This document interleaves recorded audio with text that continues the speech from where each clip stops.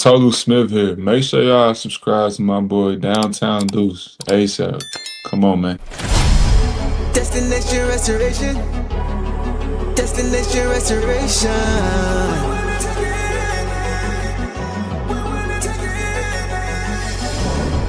Destination restoration. Yeah, Detroit. Destination restoration.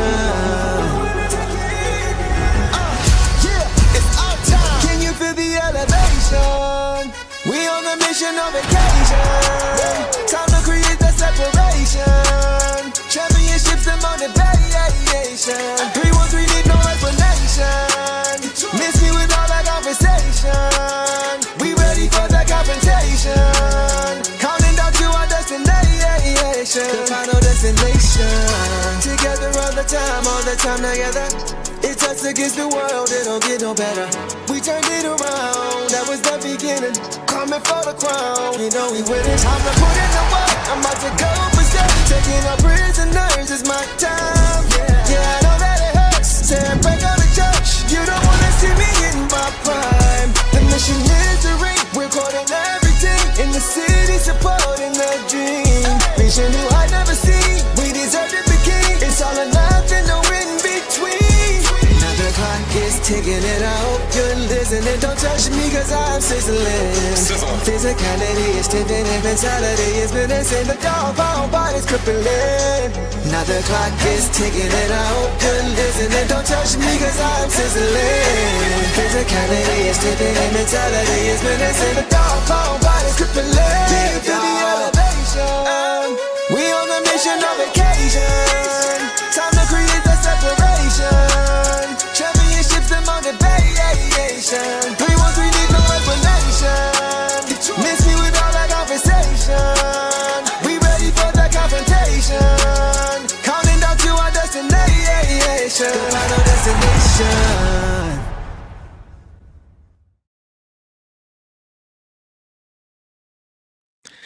Detroit basketball. What up, though? Welcome back to another episode of the Downtown Deuce Show with the boss.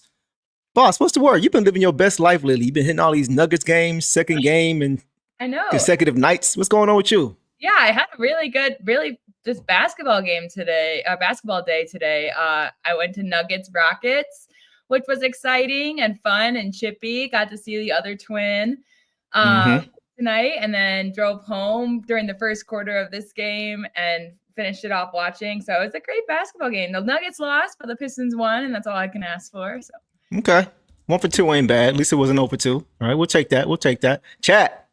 We see y'all in the chat, man. We're definitely going to get to your comments per use. You guys already know we appreciate you guys being here. So, guys, let's get to this game, man. Tonight, the Pistons, they bounce back against the Charlotte Hornets, and they get the win. They get back in the win column after that tough loss against the Mavs. They took care of business tonight, and they get the win over the Hornets 112-86 and improved to 22-6 on the regular season. We all know last game was tough, but the Pistons, they did not let it linger, which was great, and they were able to lock in for most of this game and get back to who they were tonight. Before we get into this game, though, I want to shout out Ron Holland, and then, boss, I'll let you follow up. But I want to get to Ron tonight. Guys, he's only in year 2, but he is quickly becoming one of the young leaders of this basketball team. Take a look at what he had to say prior to tonight's game earlier today with regard to how they bounced back from the Mavs game. Check it out. I mean, we can look at a lot of things in that game that went wrong, but I would just say we missed a lot of shots that we normally make. But if we look at our defense, we definitely wasn't communicating as well as we know we can. So we definitely use the shoot around to talk about that and be able to go out to this game against Charlotte and kind of up our intensity a little bit. Again, we're trying to take that next step, and we know communication is definitely going to help us do that. We know what it is, so we know what to do coming out against Charlotte. One thing this team has been doing really well this year is staying together. Last year we was kind of separating a little bit, but we're trying to make one big step this year. The way we play, it's not always going to be pretty, and everybody not going to always be on our side, you know, so being able to just stay together through all that, I feel like we're making huge growth with that. We can't expect calls. We can't play hard for 2 minutes and then the next 2 minutes not. There got to be consistency to it. Once we instill that in our mind and all 15 of us on the same page, I feel like we're going to be really hard to deal with because we're not going to have a care in the world. I mean, we go at it every day in practice. The intensity is there. I mean, we talk all day. It's physical on defense, so we go out there and execute it in the game. I feel like we shouldn't have nothing to worry about, you know? We just didn't have a pop. So I feel like the group that I came in with, I mean, I kind of told everybody, like, let's just play hard and look at the scoreboard later. Next thing you know, the game was tired in the crunch time. And, I mean, we could have took care of business a little more. But, I mean, at the end of the day, I feel like me going out there and telling them that, and then all the guys following me, and I feel like all of us following Cade, all the leadership that was going around during that game, I feel like it was huge growth for us. I think we was able to overcome that, lead the refs alone and all them, do all that, and go out there and play our game. He said a lot of great stuff there. A lot of great things. He sounds like he's a veteran. I mean, just talking about leaving the refs alone, and being a leader, right? Being that leader, going to his guys, and saying, "Hey, let's just play. Let's not scoreboard watch. Let's go out there and play, and not to rely on the refs." You know, I know I said it already, but that's a big thing. We're already not a darling of the NBA, so complaining is not really going to do a ton for us, right? So just continuing to play our style of basketball. And just, he said it, like, we got to play hard for the whole game. We can't do for 2 minutes here, 2 minutes there. We got to keep it up and we got to play our style. So I just love what he had to say. I thought he's very, very mature for his age, and he is already becoming one of the leaders of this team, boss. Yeah, and I agree. And, the Mavs game was one I missed because I was at a Nuggets game then too. Yeah. But against the Magic, which was fun to see. But what he summed up is just exactly, the mindset that we need in some of these scenarios of, like, just don't look at the scoreboard, just go play. Just go play your smart basketball. And, I was just keeping up on box scores, and I saw that we came all the way back, and I saw things that were going on that was frustrating, but it definitely just seemed like it took us out of our game. And then we got back into it maybe a little bit too late. But then tonight, I think he just did a good job of just reiterating that fact. And like Ron, again, tonight, he just went out there and played hard. And it just seems like just, like he said, following Cade, his leadership, just doing stuff. It's really cool that they all hold each other accountable, no matter where they are. Like, he's only in his second year, and he feels comfortable enough to be like, guys, like, this is what we need to do. Yeah. So, yeah, he embodies this team, man. I really love just what he brings already. I hope he's here for a long time, because he's another great culture guy. Already, cementing who he is as a player for the big piece for this team. Absolutely. Mr. Pierce, Nasty Dogs did it again. Nasty Dogs, Dog Pound, got it in, man. It was good to see. Miyuki, aloha from Hawaii. Always appreciate your support, man. Got to get to my dog, Dominic, always showing love. Let's see what Dominic had to say. Appreciate you as always, brother. Let's see. He says, seen the box scores, but watching Canupo live, he going to be nice. Yes, he is. Yeah. He's probably the best player on their team, in my opinion. LaMelo Ball is no longer the best player in that team. To me, it's Canupo, and who's Keller Brenner and the forward, Brandon Miller. Yeah. I think that's.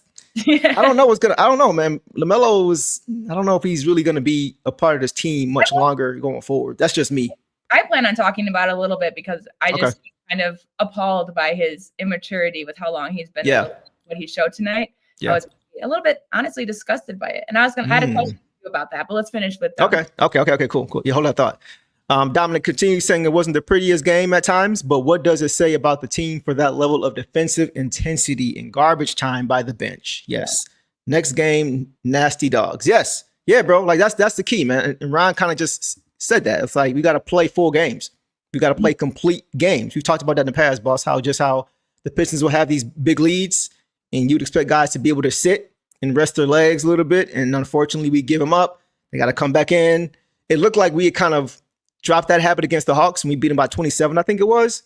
And I was hoping we were going to see more of that and less of what we saw previously and a little bit tonight. But to the Pistons' credit, they didn't let it linger. It wasn't a close game down the stretch as it has been against games like the Pacers and the Magic and the Sixers and the Celtics. Like, those games really hurt us because we didn't finish them off. But tonight, they got right back on it. They let it get down to about 4 or 5, I think, in that third quarter to end the quarter. Yeah. Which is what I always say, close quarters. They didn't in the third, but they got right back on it in the fourth quarter and they put it out of reach. So that was good. Yeah, I think they went on. We were on a 16-0 run, and then the Hornets went on a 16-3 run. And we can blame ourselves for that too. But some of that stuff reminds me of what we were a few years ago, of just young guys just hitting their shots. Like, I have to give some credit to the Hornets, not necessarily Ball, but like Renner, them just hitting their shots, doing that to get that lead back. But then we went on a 31-9 run to finish the game. So yeah, like, I think it was like 27-2 at one point, wasn't it? Yeah. And so I'm just excited that, we let them get it back in again, which sucks.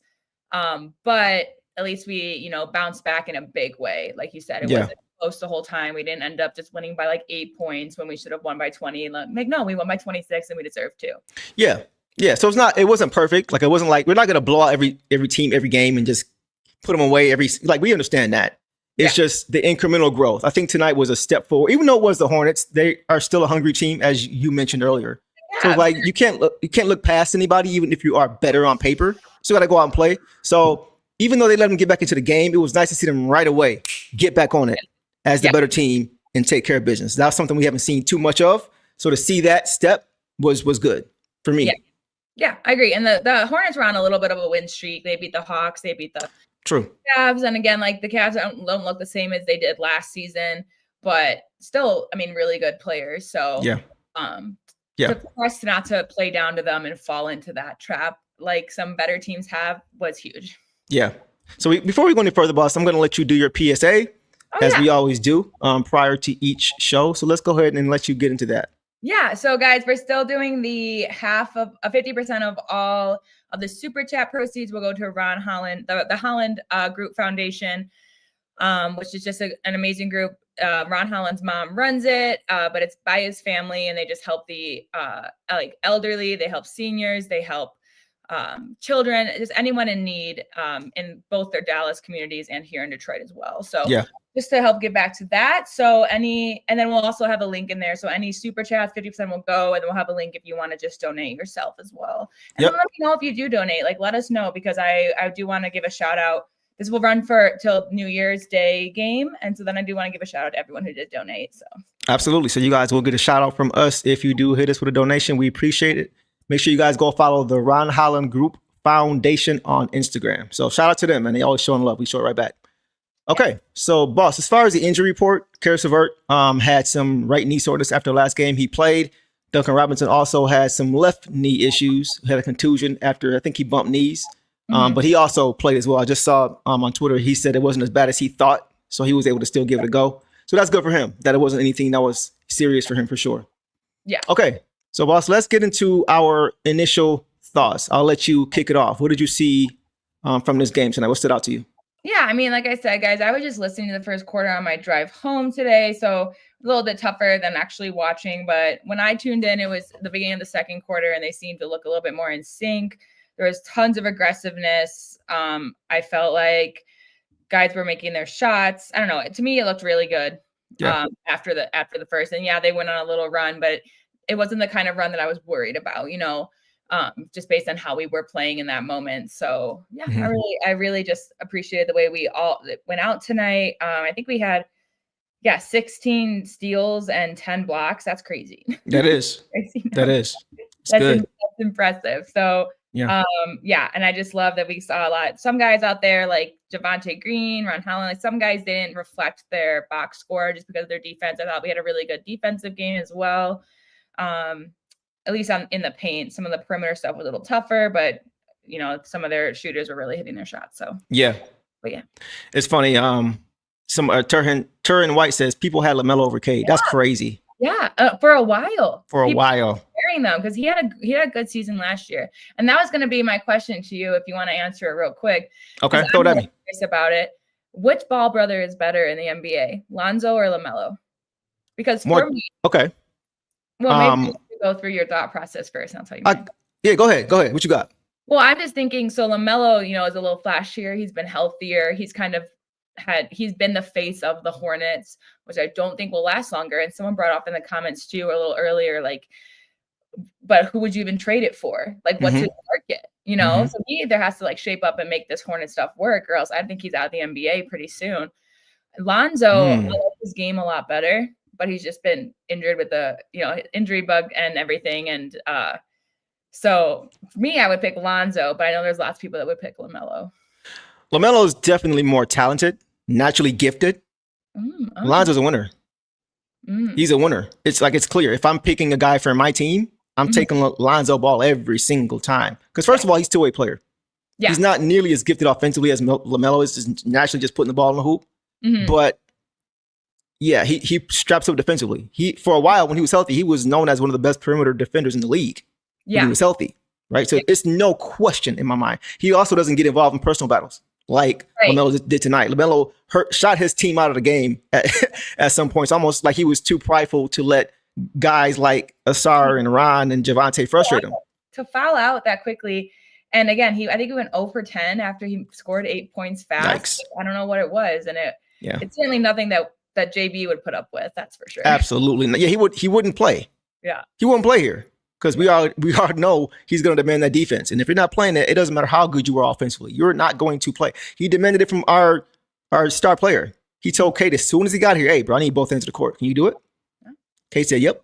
So if he's going to do it, Kate, he's going to do it with everybody. So, yeah, that's a great question, boss. I would definitely take Lonzo over LaMelo just because of the mindset.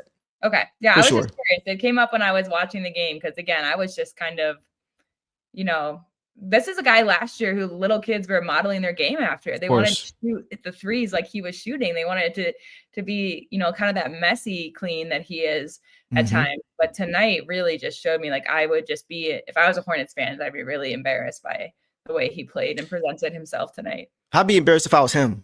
Yeah. Like it was not a good look at all. But yeah, good question for sure. Darius, welcome to the club, my brother. Appreciate you your support, man. Hopefully we get to see you more and more. For sure, absolutely. Devon says, look at this. People look at the stats. K's personality makes him better than them. Right. That's what I was saying about Lonzo. It's just up here. Yeah. It's just the mentality to get stats versus get wins. That's really what it comes down to. So definitely would take a guy like Lonzo Ball over a guy like LaMelo. But we'll leave it there. As far as what I saw, Bus, I know you missed the first few minutes. Yeah. And I know it's hard to really get the feel of the game if you can't see it. Yes. Right. Especially depending on who's actually calling the game. You got to see this. I love Greg Kelser, but I can't trust him. I can't trust when he says that something's a jam. I was like, was it? But you mean wait, Greg or George? Oh, sorry. Yeah, George. Blaha. Did I say Greg? Yeah, Greg is usually on it. I trust you Greg. Mean, okay. George more so is like this. George is too, but I know what you mean. Yeah, but yeah, it's a little bit difficult. Just seeing with your eyes. I mean, that's just what we do, and they're not going to announce everything they see either. It's not that kind of play call that they have. So right, and they don't always see it the same way you might. You know what I mean? But and I'm sure you'll hit on this, is that Greg was mentioning how there seemed to be a lack of cohesiveness in the beginning. Yeah, and that's what I was going to say. Like it wasn't. I won't even say it was it was cohesiveness, but it wasn't. It was a result of just sluggish play. Like their energy was just not there to start the game. It was very sluggish, and that's why they couldn't really get anything going offensively because they weren't getting stops because the energy wasn't there. They couldn't stop the Hornets early from hitting shots, and that, like I said, they couldn't get out in transition because of it. And the half-court offense struggled. Knopel is a good rookie. He's a good rookie. He's probably the best in his class, I would say, this year. I would give him the Rookie of the Year award for sure. I'm VJ Edgecombe for sure. VJ Edgecombe for sure. I like VJ too. But even Kalkbrenner, I think they said that Kalkbrenner is second in blocks and Stu is third. Like that's okay. And Stu had a nice block on Kalkbrenner, which was he did, and he's like 7'1". It's a big dude. He's big dude, man. Comes in, and I'm just like, you definitely do not look like an NBA player. Like an 80s movie star. He a throwback for sure, 100%. But I like his game. But yeah, like the energy early was just not there. Like on one play, Knopel had a one-man break coast to coast for a dunk, and it was like no resistance. Quick timeout from JB. Like the energy just was not there. It did pick up after that though, but early they were just kind of really stuck in the mud, just kind of like just going through the motions, and you could see it. But once again, boss, the bench brigade. They helped us build a lead again after going down early off of their intensity. And it looked like the Pistons were going to run away with this early. They went up 20 in the first half, but the zone bothered the Pistons again. The Hornets went to that zone, and it bothered the Pistons offensively. And that's in part of what made this game a tough game down the stretch. So that was something that I was a little bit concerned about. They're still having a few problems with that zone. They did handle it better overall. They were able to bust it at times with guys being able to get in transit, not transit, but just getting downhill. off of their burst, right? You see a lot of times guys just dribble, pass just to get another guy the ball with the head of steam. Like we saw K doing it with JI. We saw Ron doing it with K. Just quick dribble and then dish off, and then that guy can get downhill. But that's what they were doing a lot to try to bust it, and it did work.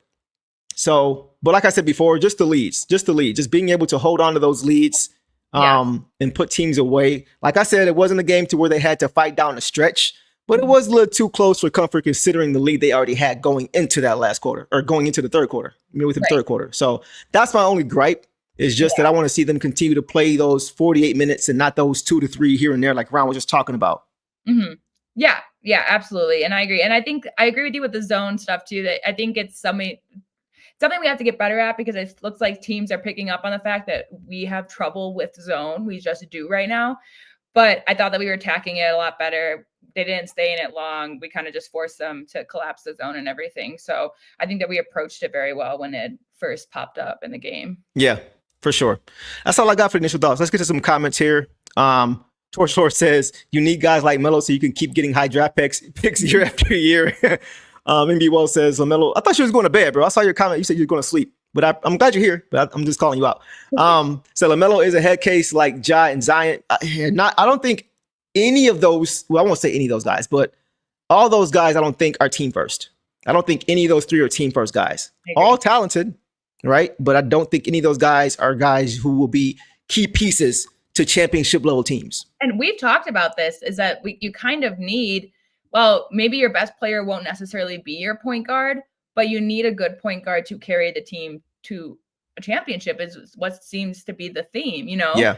So those, I mean, Zion's not a point guard, but Ja can be. And then, of course, we have LaMelo, and we've talked about this before. Like, that's the same thing with kind of like someone like Scotty Barnes being a made ball handler. Like, these aren't guys that you can bring their whole team a championship. I don't think so. Yeah, for sure. I do agree with somebody said that the zone was bothering us. You know, it's still a major concern. We win this one by 50. If we could just shoot average from three. Yeah, we shot like 21% from three tonight, guys. 6 for 28. Yeah, it wasn't good. So that's not good at all. And that's with a Duncan Robinson playing. So I just think overall, we just couldn't throw it in the ocean for most of this game tonight. Nobody really shot great. But even with that, we still won by, 26 points tonight? Because of our paint play. And that's what I like, you know, and we've talked about it. Like, I'd rather us just, some of those shots, those threes were like towards the end of the game. Like, Ron was 0 of 4. I think 2 of them were in that last kind of garbage minutes, just seeing if he could put it up. But yeah, Duncan had 4, and then Cade had 1, and then Stu had 1, and no one else made a 3. So yikes, not good. But we made it's up. It's okay though, because we're not always going to shoot well. We're already not a great shooting team from long range.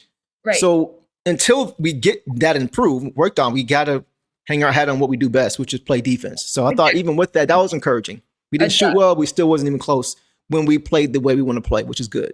And that's what's different between us and like a team like the Celtics, who rely on their perimeter shooting. Mm-hmm. We don't rely on a perimeter shooting. There are teams that do. So when we're not hitting it, we can still win by 26. So. Right. Yeah, for sure. All right, guys, we are going to get to some box scores here, and I'm seeing a lot of Karis LeVert comments. We're going to get to everybody, guys. Stay tuned. Stay tapped in. We'll get to the reserves after we get to the starters. So let's start there, boss. Let's start with Cade Cunningham tonight. Tonight, guys, Cade Cunningham finished with 22 points on 9 for 20 overall, 1 of 5 from 3, 3 of 4 from the free throw line, 10 boards, 10 assists, another trip dub for C2, 2 turnovers. So that's a 5-to-1 assist turnover ratio with 10 assists and 2 turnovers, which is great. Yeah. 2 steals in 36 minutes. So, man, good game from Cade. What'd you see from Cade tonight? Yeah, awesome. I mean, 36 minutes. He had almost the next starter up was Tobias with 27. So he was almost 10 minutes more than everyone else, which again, we shouldn't have had to do, which we wouldn't have had to do if we had kept that lead in the third. I think we wouldn't have to bring him back in. But after, when he came back in the fourth, he really took control of the game. His 1 missed free throw was for that and 1 miss. But yeah, just Cade things again. He had a nice steal on Bridges in the second. He had that nice lob to AT. He looked comfortable and in control for most of the game. So great things from him tonight. Yeah. I think this was this the first time we saw braid Cade with the headband? Yeah. I don't think this is the first. Yeah. Yeah. First time ever, right? It's a good look. I like it. I think it's a good look. mature grown men look for him. That's what I'm saying. His guy must be in his guy that he trusts must be in Texas because he came back with us, you know. So. Well, Shan said the same thing. My wife, she said the same thing. She's like, he must have a guy. He must have a guy. Like, he got a guy or a girl there that get him right. The girls pick up on this because us girls have our own people too, you know, that we would only go see. So it's a little different when you at home. There's a different level of comfortability. So I understand that for sure. But as far as the game, I thought he looked really good. His shot wasn't falling. Like, he missed a lot of shots he usually makes. Yeah. And he was still almost 50%. Yeah. So he looked good. I did feel that early in this game, the Pistons were a little bit too reliant on his offense, running a little bit too much through him. Yeah. I don't want to see him always trying to look for his offense all the time. It looked like every play down for a while, he was just looking to score. And I didn't like that as much. Nothing really that he did wrong. I just feel like it was a little bit too much usage with him as far as just not having that secondary ball handler on the court like we always talk about. But despite that, he did play a good floor game. And boss, both sides. Yes. Both sides of the basketball, man. We talked about it earlier. But his defense, man, his transition defense tonight was on display all game. All game. It was a few plays that stood out to me. On one play, he got back on defense after a Pistons turnover and made a nice steal on Miles Bridges. That was nice. On another play, he chased down LaMelo and forced him into a tough shot, which was a miss. And then the last one, he showed that two-way playoff on one sequence in the third quarter, where he once again got back defensively in transition, and he got a block on Knuppel. And then on the other end, he followed that up with a 3-ball swish off the catch. So defense to offense, right? That two-way ability and the two-way play, he's continuing to show it. And that's huge, man. I'm loving the effort that we're getting from him consistently on both ends of the floor. And he's leading by example with that. So I love to see that, man. I love his energy and effort on both ends of the court for sure. And still producing offensively. Oh, yeah. He just looks good out there. And it's funny because, like, one of your critiques tonight from him was that he had a little bit too much usage, but then he ended with 10 assists. Just is great. It just shows how much the ball runs through him for us on offense. So, yeah. And again, like, he was getting a little bit, I think, frustrated towards his last few minutes in. I don't know, he was just tired. He was a little gassed. Valid complaints there. But again, when you play both ways, that's tiring when you show up on both sides. Exactly. So yeah, we'll take that for sure. Triple dub, almost 50%, 5-1 assist turnover ratio, both ends of the court. Like, come on, man. You can't really ask for too much more than that from K. He played great game tonight, despite not being able to get it going, shooting the ball like he usually is. So we'll take it. Organic says, that's why I feel like Cade needs higher consideration in the MVP race. He plays both sides of the floor, unlike Luka. I won't say Jokic. Jokic just isn't athletic. I won't say he doesn't play. He doesn't do it like Cade, but I feel like he does try. Right. And he's crafty. You can also say that about SGA. SGA is not known for his defense. All of his teammates are. And it's funny because they're so good, he by default just kind of gets grouped in as if he's he's not a good defender. No. He's average. But those guys make him look great, like Lou Dort and Jalen Williams. And if you get by those guys, you got Chet at the rim or Hart. It's like he may be the weakest link in the starting lineup. Yeah. As far as defense. Yeah, I agree. Yeah. Jokic, I will say there is some ability. I don't think he necessarily tries. He tries to go for steals and post plays. Okay. But I don't think you watch him more than we do. So I'll run into you. Guy. But yeah, like you said, a little bit unathletic. He has trouble staying in front of a guy. Okay. He'll go for some stuff, some effort, but it's definitely more offensive game for him. Okay. But yeah, so it's organic. Like Cade should be up there with what he's producing on offense and what he's doing on defense. For sure. Absolutely. You don't see too many guys doing what he's doing on both ends consistently from an effort standpoint, and then still being able to give you the output that he's giving you. You don't see too many guys being able to do that. And it's not like he has 3 All-Stars along with him or 2 All-Stars with him, like a guy like Shea does, right? He's got 2 All-Stars with him. Yeah. And Chet and Jalen Williams, right? So yeah, Cade he's a really good basketball player, man. And he continues to show it. So good for him, man. Yeah. Guys, let's go ahead and go to Duncan Robinson. We're going to get to as many comments as we can. We're trying. You guys are deep, man. So if we miss you guys, like we always say, repost it, caps lock, super chat, whatever you guys want to do. We appreciate the support. Just bear with us as we try to get to as many of you guys as we can. All right, guys, let's go now to Duncan Robinson. Tonight, guys, Duncan Robinson had 15 points on 5 for 10 overall, 4 for 9 from 3, which is good. 1 of 1 from the free throw line, 3 boards, 1 assist, 1 steal, in 25 minutes. What did you see from D-Rob tonight? Yeah, I mean, just exactly that. He ended the first half with a 3 and then started the second half with a 3. That's how I knew that he was still hot, because sometimes those long rests can throw you off. Mhm. A bit. He had that 4-point play, which was huge, that LaMelo closeout. Yep. And then he had the steal in the passing lane. He just read it super well. And those are kind of skills that we've given, we've said like Javante and Ron should maybe not go for it, but just Duncan just read it well. He did. Passed right to him. Mhm. Got the dunk and forced the Charlotte timeout. So I liked what I saw from Duncan tonight. They definitely still, again, this is, I think, just like the zone defense. They know to attack him in terms of fouls. I think he had the most fouls on our team tonight, other than Stu. He did? Okay. But he had 4 and Stu had 5. You're right. Yep. So yeah, I think it's just there. But again, like that, there's a certain balance between, like, if you're fouling, you're showing effort too. So right. And I think he just played the exact amount of minutes, had the great production, a great Duncan night, honestly, for what we want from him. Yeah, I would say so. Yeah, he definitely got it going with his shot tonight. I thought he was overall good. Yeah. He had a very slow start. This was going to be a different, I was going to have a different tone if the way the first quarter went continued the rest of the game, but it didn't. Yeah. It didn't. Early on, we saw the Hornets trying to do what the Celtics did, and that was hunt him out and attack him, right? Mm-hmm. And it worked. It worked early. The Pistons, we just couldn't get stops with him in the game early. But to his credit, he did pick it up in the second half on both sides. Yeah. He found a shot, including that 4-point play you were talking about. Yeah. And you mentioned the defense. That's, for me, it's always going to start there. It's always going to start there for sure. I don't care what you're doing offensively. I don't care how bad you're shooting. Where's the effort defensively? And I thought in the first quarter it was there, but it just wasn't effective at all. But second half, to his credit, he made some plays. Right. But I have to say, I am still a little bit concerned about his defense. He made plays. He made plays at times. Right. But we just talked about it. The two-way play, having the two-way. I want all of our guys, at least who start. I mean, the whole team, but at least the starters. I want them all to be two-way guys. Yeah. I want them all to be two-way guys as much as possible. Right.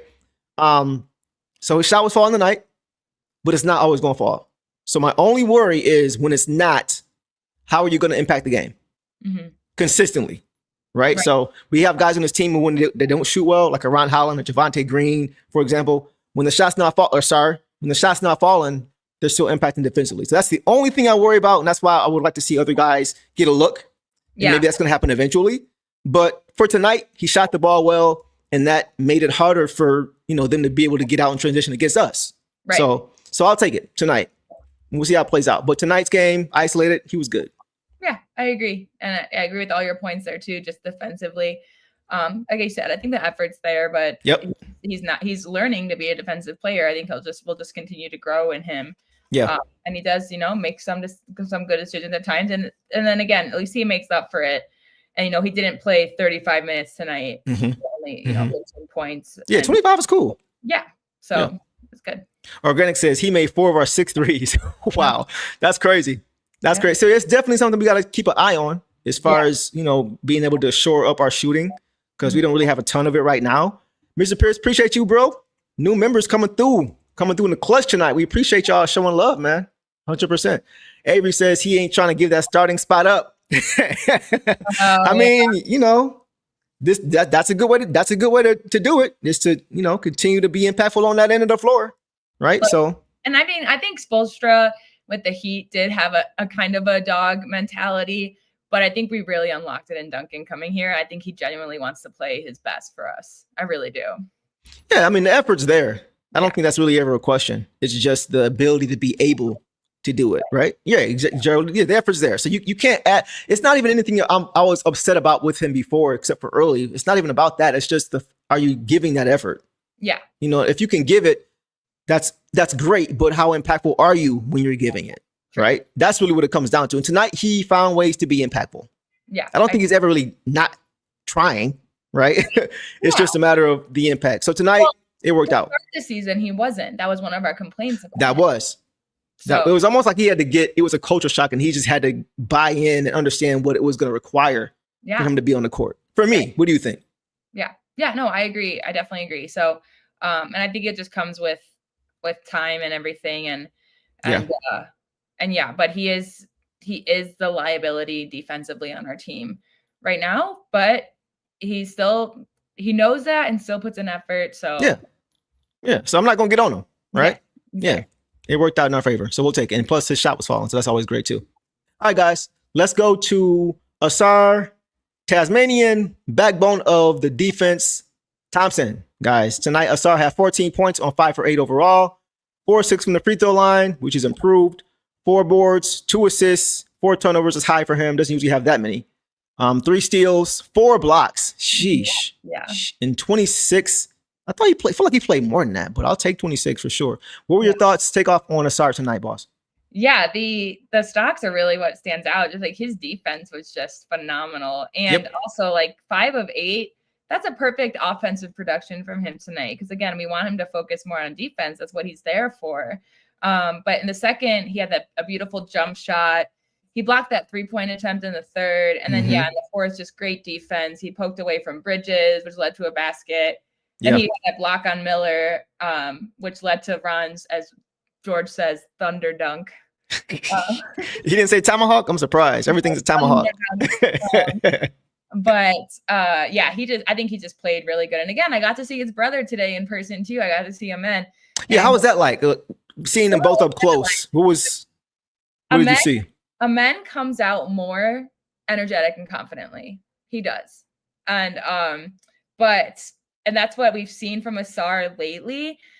So as long as he, and I think you were telling me that he came out that way to start. And then when I saw him on the floor tonight, he seemed to have that same passion. So they have very similar stat lines tonight as well. So the 4 turnovers is a little bit of an anomaly because I think I remember one happening where he kind of like went to the floor with it. But, otherwise not really sure when those happened, but I think he looked really good tonight. And I'm glad because again, his ejection, I was hoping he'd come out hungry. He was up to this game, again, the last like 7-8 games, he has been playing like hungry. It's apparent he's playing confident, so glad to see that from him tonight. But yeah. And I think I just hope it carries over. We're definitely going to need his defense on this West Coast trip. Yes. 100%. Michael says, Asar said he knows he can play hard all 26 minutes, even if he gets winded, because he knows Ron and Javante will be able to rest him. No problem. That's a great point. That's where the depth comes in again. And that's honestly why LaMelo was in part so frustrated, is because there was never a matchup where he had a break. Nope. Right. It was either Asar or it was Ron or it was Javante. So we were able to throw bodies at him and different looks at him all night. That is a beautiful thing. He was never able to get into a rhythm as far as kind of seeing how these guys like to defend, because each play was a different guy. You had to keep thinking about it every single time. Okay, he does this. Okay, he does that. Okay, I got to be careful with this guy. He's crafty. He likes to get steal. It's tough. That's taxing. Yep. That can frustrate you, especially if your shot's not falling as a result and you're getting your shot swatted. If you're able to get by them, you got a steal who's swatting your that's frustrating. Yeah, that's frustrating. That's what we it showed, and that's a great point because it was.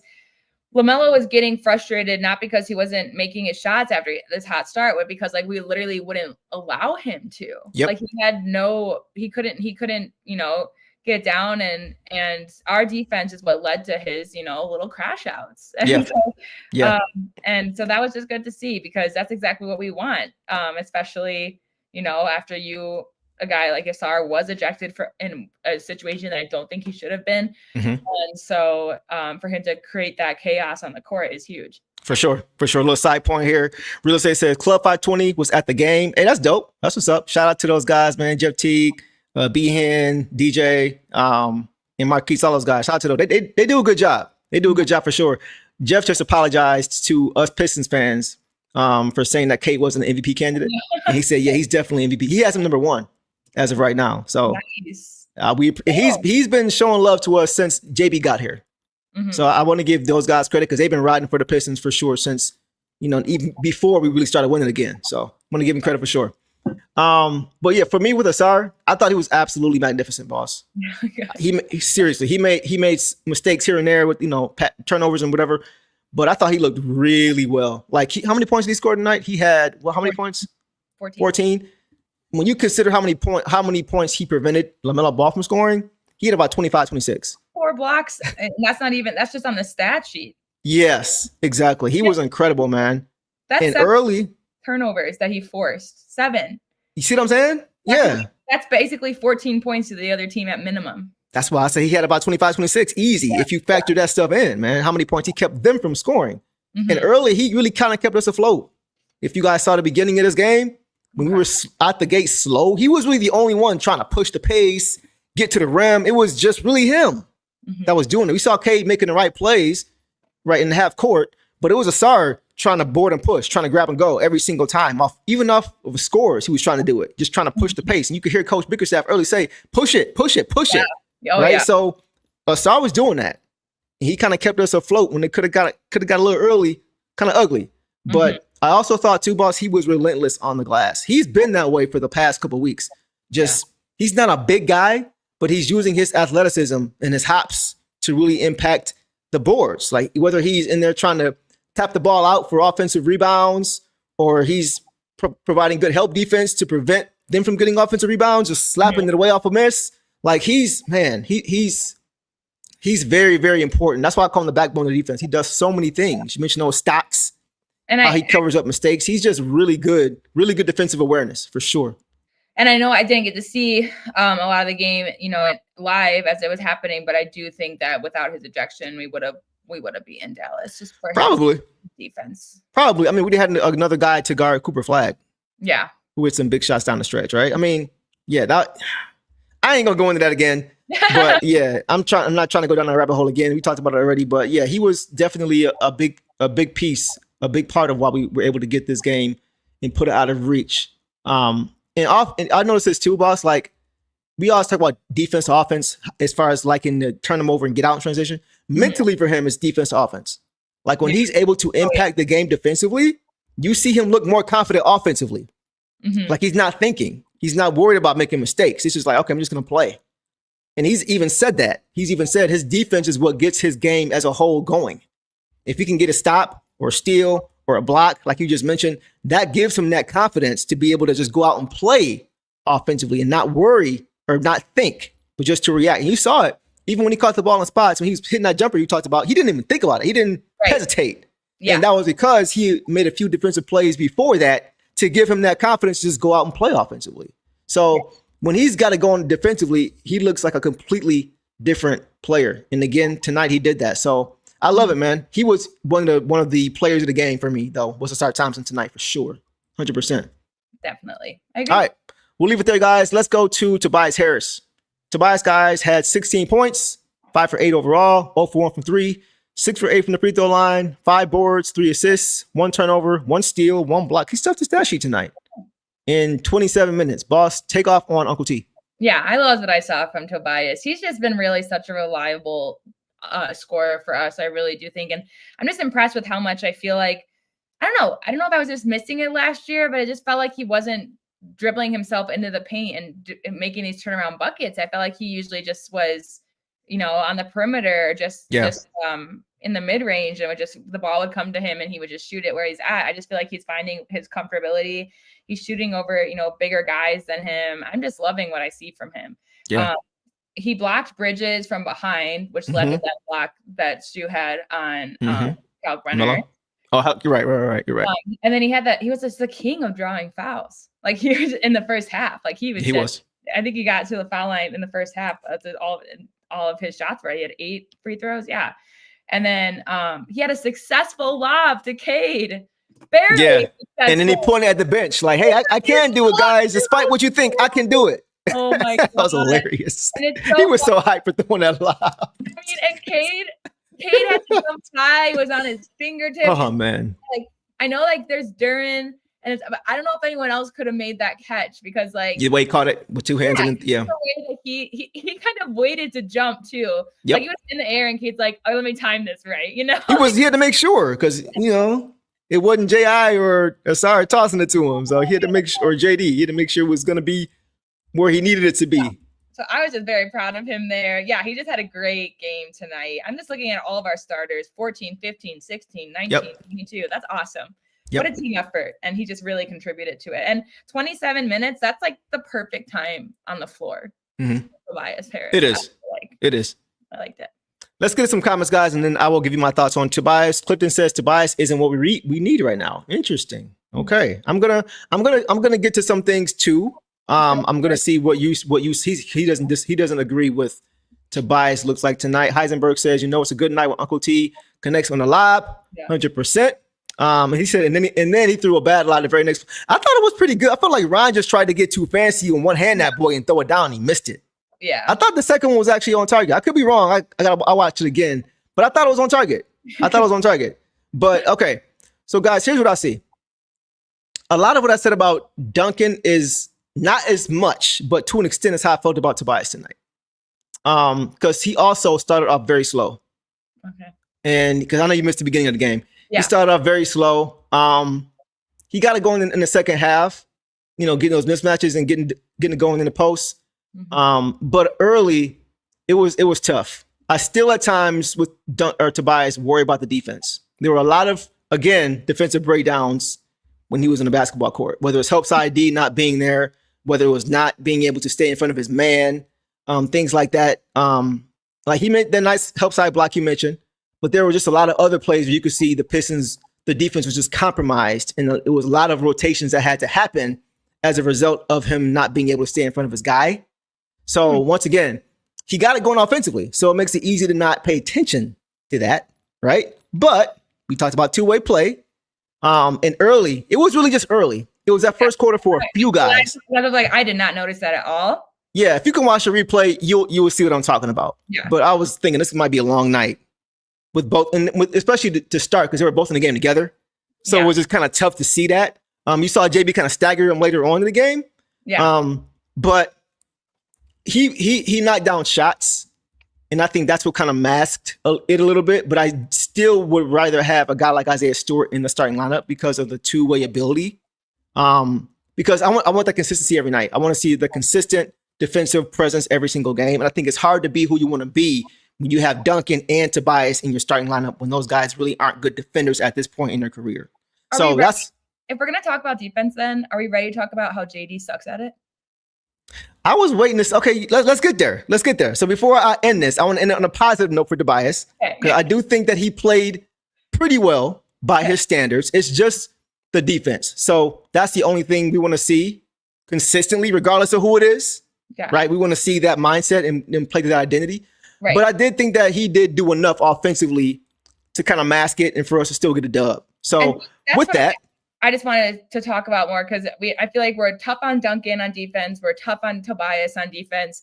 But has JD just been masking his offensive aggressiveness so well that we're just forgetting that he's kind of not there on defense? He's not registering blocks as a JD. What did he do tonight? Let's get to it. Okay. He did JD stuff, but he can do better. Okay. So tonight, guys, she about to tee off. So let me get this out of the way. Yeah.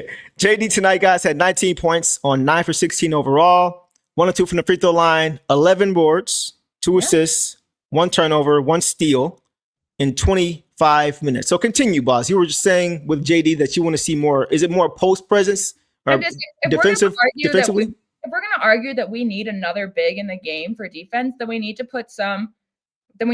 confront that we do already have a big on there that's not contributing on defense. They don't like JD. We see it with Stu. We've seen guys turn around when they see Stu under the basket. I just haven't JD's not registering blocks. He had 11 rebounds tonight. Great. 6 were defensive, 5 were offensive. There should be more defensive rebounds in games for him. And I feel like he's just become so aggressive on offense, which I love. I love his offensive aggressiveness. I really like the shot choices that he's making. Mm-hmm. He's just attacking the basket offensively, but he just, for me, disappears on defense.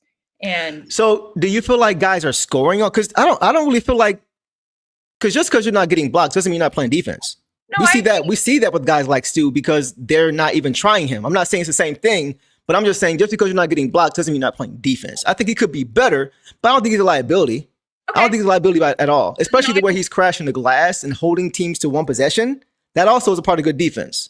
And I think he's doing a good job of that. We're going to call Tobias the liability for what he did tonight, and then we have to call JD one too. Okay, so let's break it down. when you are getting beat by your guy consistently on the perimeter, that makes it hard for you as a defender at the rim already, because you got to guard two guys now. Okay. So it's hard to get blocks in that situation if guys are continually getting to the paint and now it's 1 versus 2. That's what happens often. That's kind of what goes into Tobias Harris for me, is that he's not able to stay in front of his guy, which is allowing guys to get to the rim and either get a shot up or dish it off. And JD's trying to play two guys at the same. That's hard. Right. Stu is just a pogo stick to where he's able to just turn around like he did last game against AD and block the shot anyway. But everybody can't do that. But so to your point, because you noticed these liabilities about Tobias early, I didn't because I didn't watch the game. And so I can't sit here and be like, oh, yeah, I didn't notice that with Tobias. But I also can't tell you a great defensive play that JD had tonight. I'm just saying, like, for where he's at as a center, I just think if we're going to tell all these other guys they need to play good defense, then we also need to tell JD that. And I'm not saying that he's playing bad defense, but I think he's almost so aggressive on offense compared to last year that, like, some of his defense is not. Like, I disagree. Balance out. Okay. I disagree because I don't see him just allowing guys to score in the paint. Like, how many possessions did you see guys just score in the paint? Like, he didn't block shots, but he altered a ton of shots. What Heisenberg is just saying, he altered shots. Even if he didn't prevent guys from shooting, he still was able to get his hand up and prevent those guys from getting good shots at the rim. Right. And once that happened, he would still go and get the rebound and finish the possession. So it's not just blocks. I'm not saying that he's playing terrible defense, but I'm also not saying that Tobias is playing terrible defense either.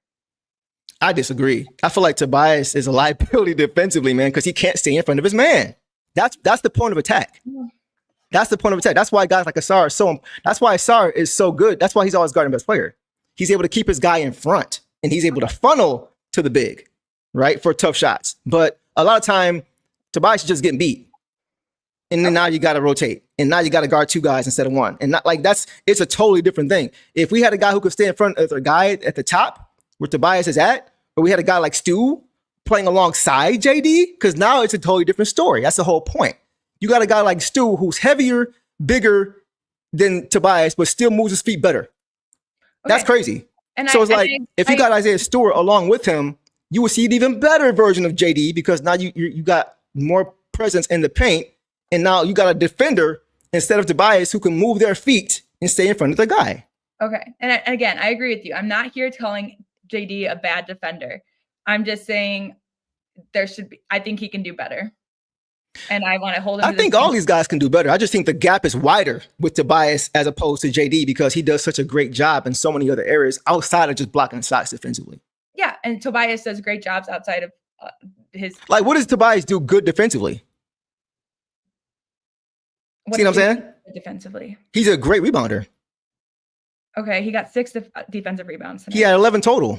It doesn't matter how many you get offensive. Like, he's a good rebounder. In a while that he's like, I mean, that's what I want to see from him, the 11 rebounds. But he had. What has he done most of the year, boss? He's been great this whole year, so he can have a bad game or two. Tobias has struggled the entire year defensively. That's the difference. Is just, again, I'm not out here calling him a bad defender. I'm just calling out his weaknesses as well. If we're gonna call out other guys'. I feel like the defense could be much more. Think about this. The defense would be much more improved swapping out Tobias instead of JD. Defenses could be. Can you repeat that? The defense will be much more improved swapping out Tobias instead of JD. Oh, like putting Stu in instead of JD. Or true. But you see what I'm saying? But Stu and yes. Sit down on defense without JD on the floor. Say again. But Stu can also just hold it down on defense without JD on the floor too. But I agree with what you're saying. I don't know. For me, I just think that there's room for JD to grow on defense, and I'm excited for that to happen. A big part of it too is who comes into the game if you swap out Tobias. That's a big part of it too. Like, Tobias and Stu was not going to be much better than Tobias and JD. JD and Stu is much better than Tobias and JD. You see what I'm saying? That's the thing. It's not just who's leaving the starting lineup. It's who's coming in as a result. Yeah. And that person coming in is also going to make JD so much better of a defender. I agree. I'm just curious. I'm curious what his defensive rating is. It just got me thinking. This has got me thinking lately because, I just am, they're talking about him on the live game the other day on Peacock. They're like, oh, he's like a specimen that sticks out. And he does. Mm-hmm. Mostly on the boards. Yes. I don't know. it's more of so me curious about what JD can do more defensively, because he seems so aggressive on offense. Like, check this out. And he does have multiple, Tobias says, okay. I need more than 4 boards from my power forward. I'm sorry. That's funny. I need more than 4 boards. JD, which he was averaging last week, but out of the season. Well, you're talking about two games out of the year. Last week he was he what? 2 games out of what? 28. So Asar too. Oh, Tobias had 5 rebounds, by the way. So 1 more than his average. Asar had 4. See what I'm saying? Like, yeah, I mean, I get it. This was more a discussion in terms of what I've noticed from JD is that he's being uber aggressive, and I just trust him more as an offensive center than a defensive one. Say it one more time. The last part. See him more and trust him more as an offensive center than a defensive one. I mean, he's 20, 21, 22 years old. Yeah, and he's going to have room to grow and everything. And so, I completely agree, but I'm just saying, like, and when you look at where he's like, we can't expect him to be a top level like when you consider where he was things anymore. I just won't point out things anymore. No. I'm just saying, like, we can talk about it. I have no problem talking about it, but I'm not gonna talk about it as a result of covering for somebody else, is what I'm saying. Like, we can talk about Tobias and leave that be where it is. Okay. And then talk about JD and leave that be where it is. Okay. You know what I'm saying? Like, yeah. I just feel like there needs to be a change at the 4 because of who we're trying to be. Okay. Like, the physicality piece is important too. Look at the playoffs last year. If Stu was starting alongside JD, we don't lose that series to the Knicks. It don't happen. Right. So, yeah. But that's a Stu thing. That's not a JD thing. That's a Stu thing. It's a Tobias thing because he's starting instead of Stu. It's just not who he is. Okay. He's not a defensive player. He's not a defensive-minded player. It's okay. Like, I love Tobias Harris on the team. I think he's better suited in the second line. It's not a coincidence that we have the best defensive rating or second best defensive rating in the league when Stu was starting with JD. It's not an accident. So that's all I'm saying. I put that more on Stu. Like you said, I put that more on Stu and Tobias off the floor than I do put that on Duren, which is who I was talking about this game. If Tobias was a better defender, he could still start, right? But would you be okay with Duren? Like, say we didn't have Stu to just lie back on. Would you be okay with JD's defensive performances in games lately? Yeah, I would. Absolutely. Because, I mean, how many? He's like second and third in the league in rebounds. Yeah, the rebounds are great.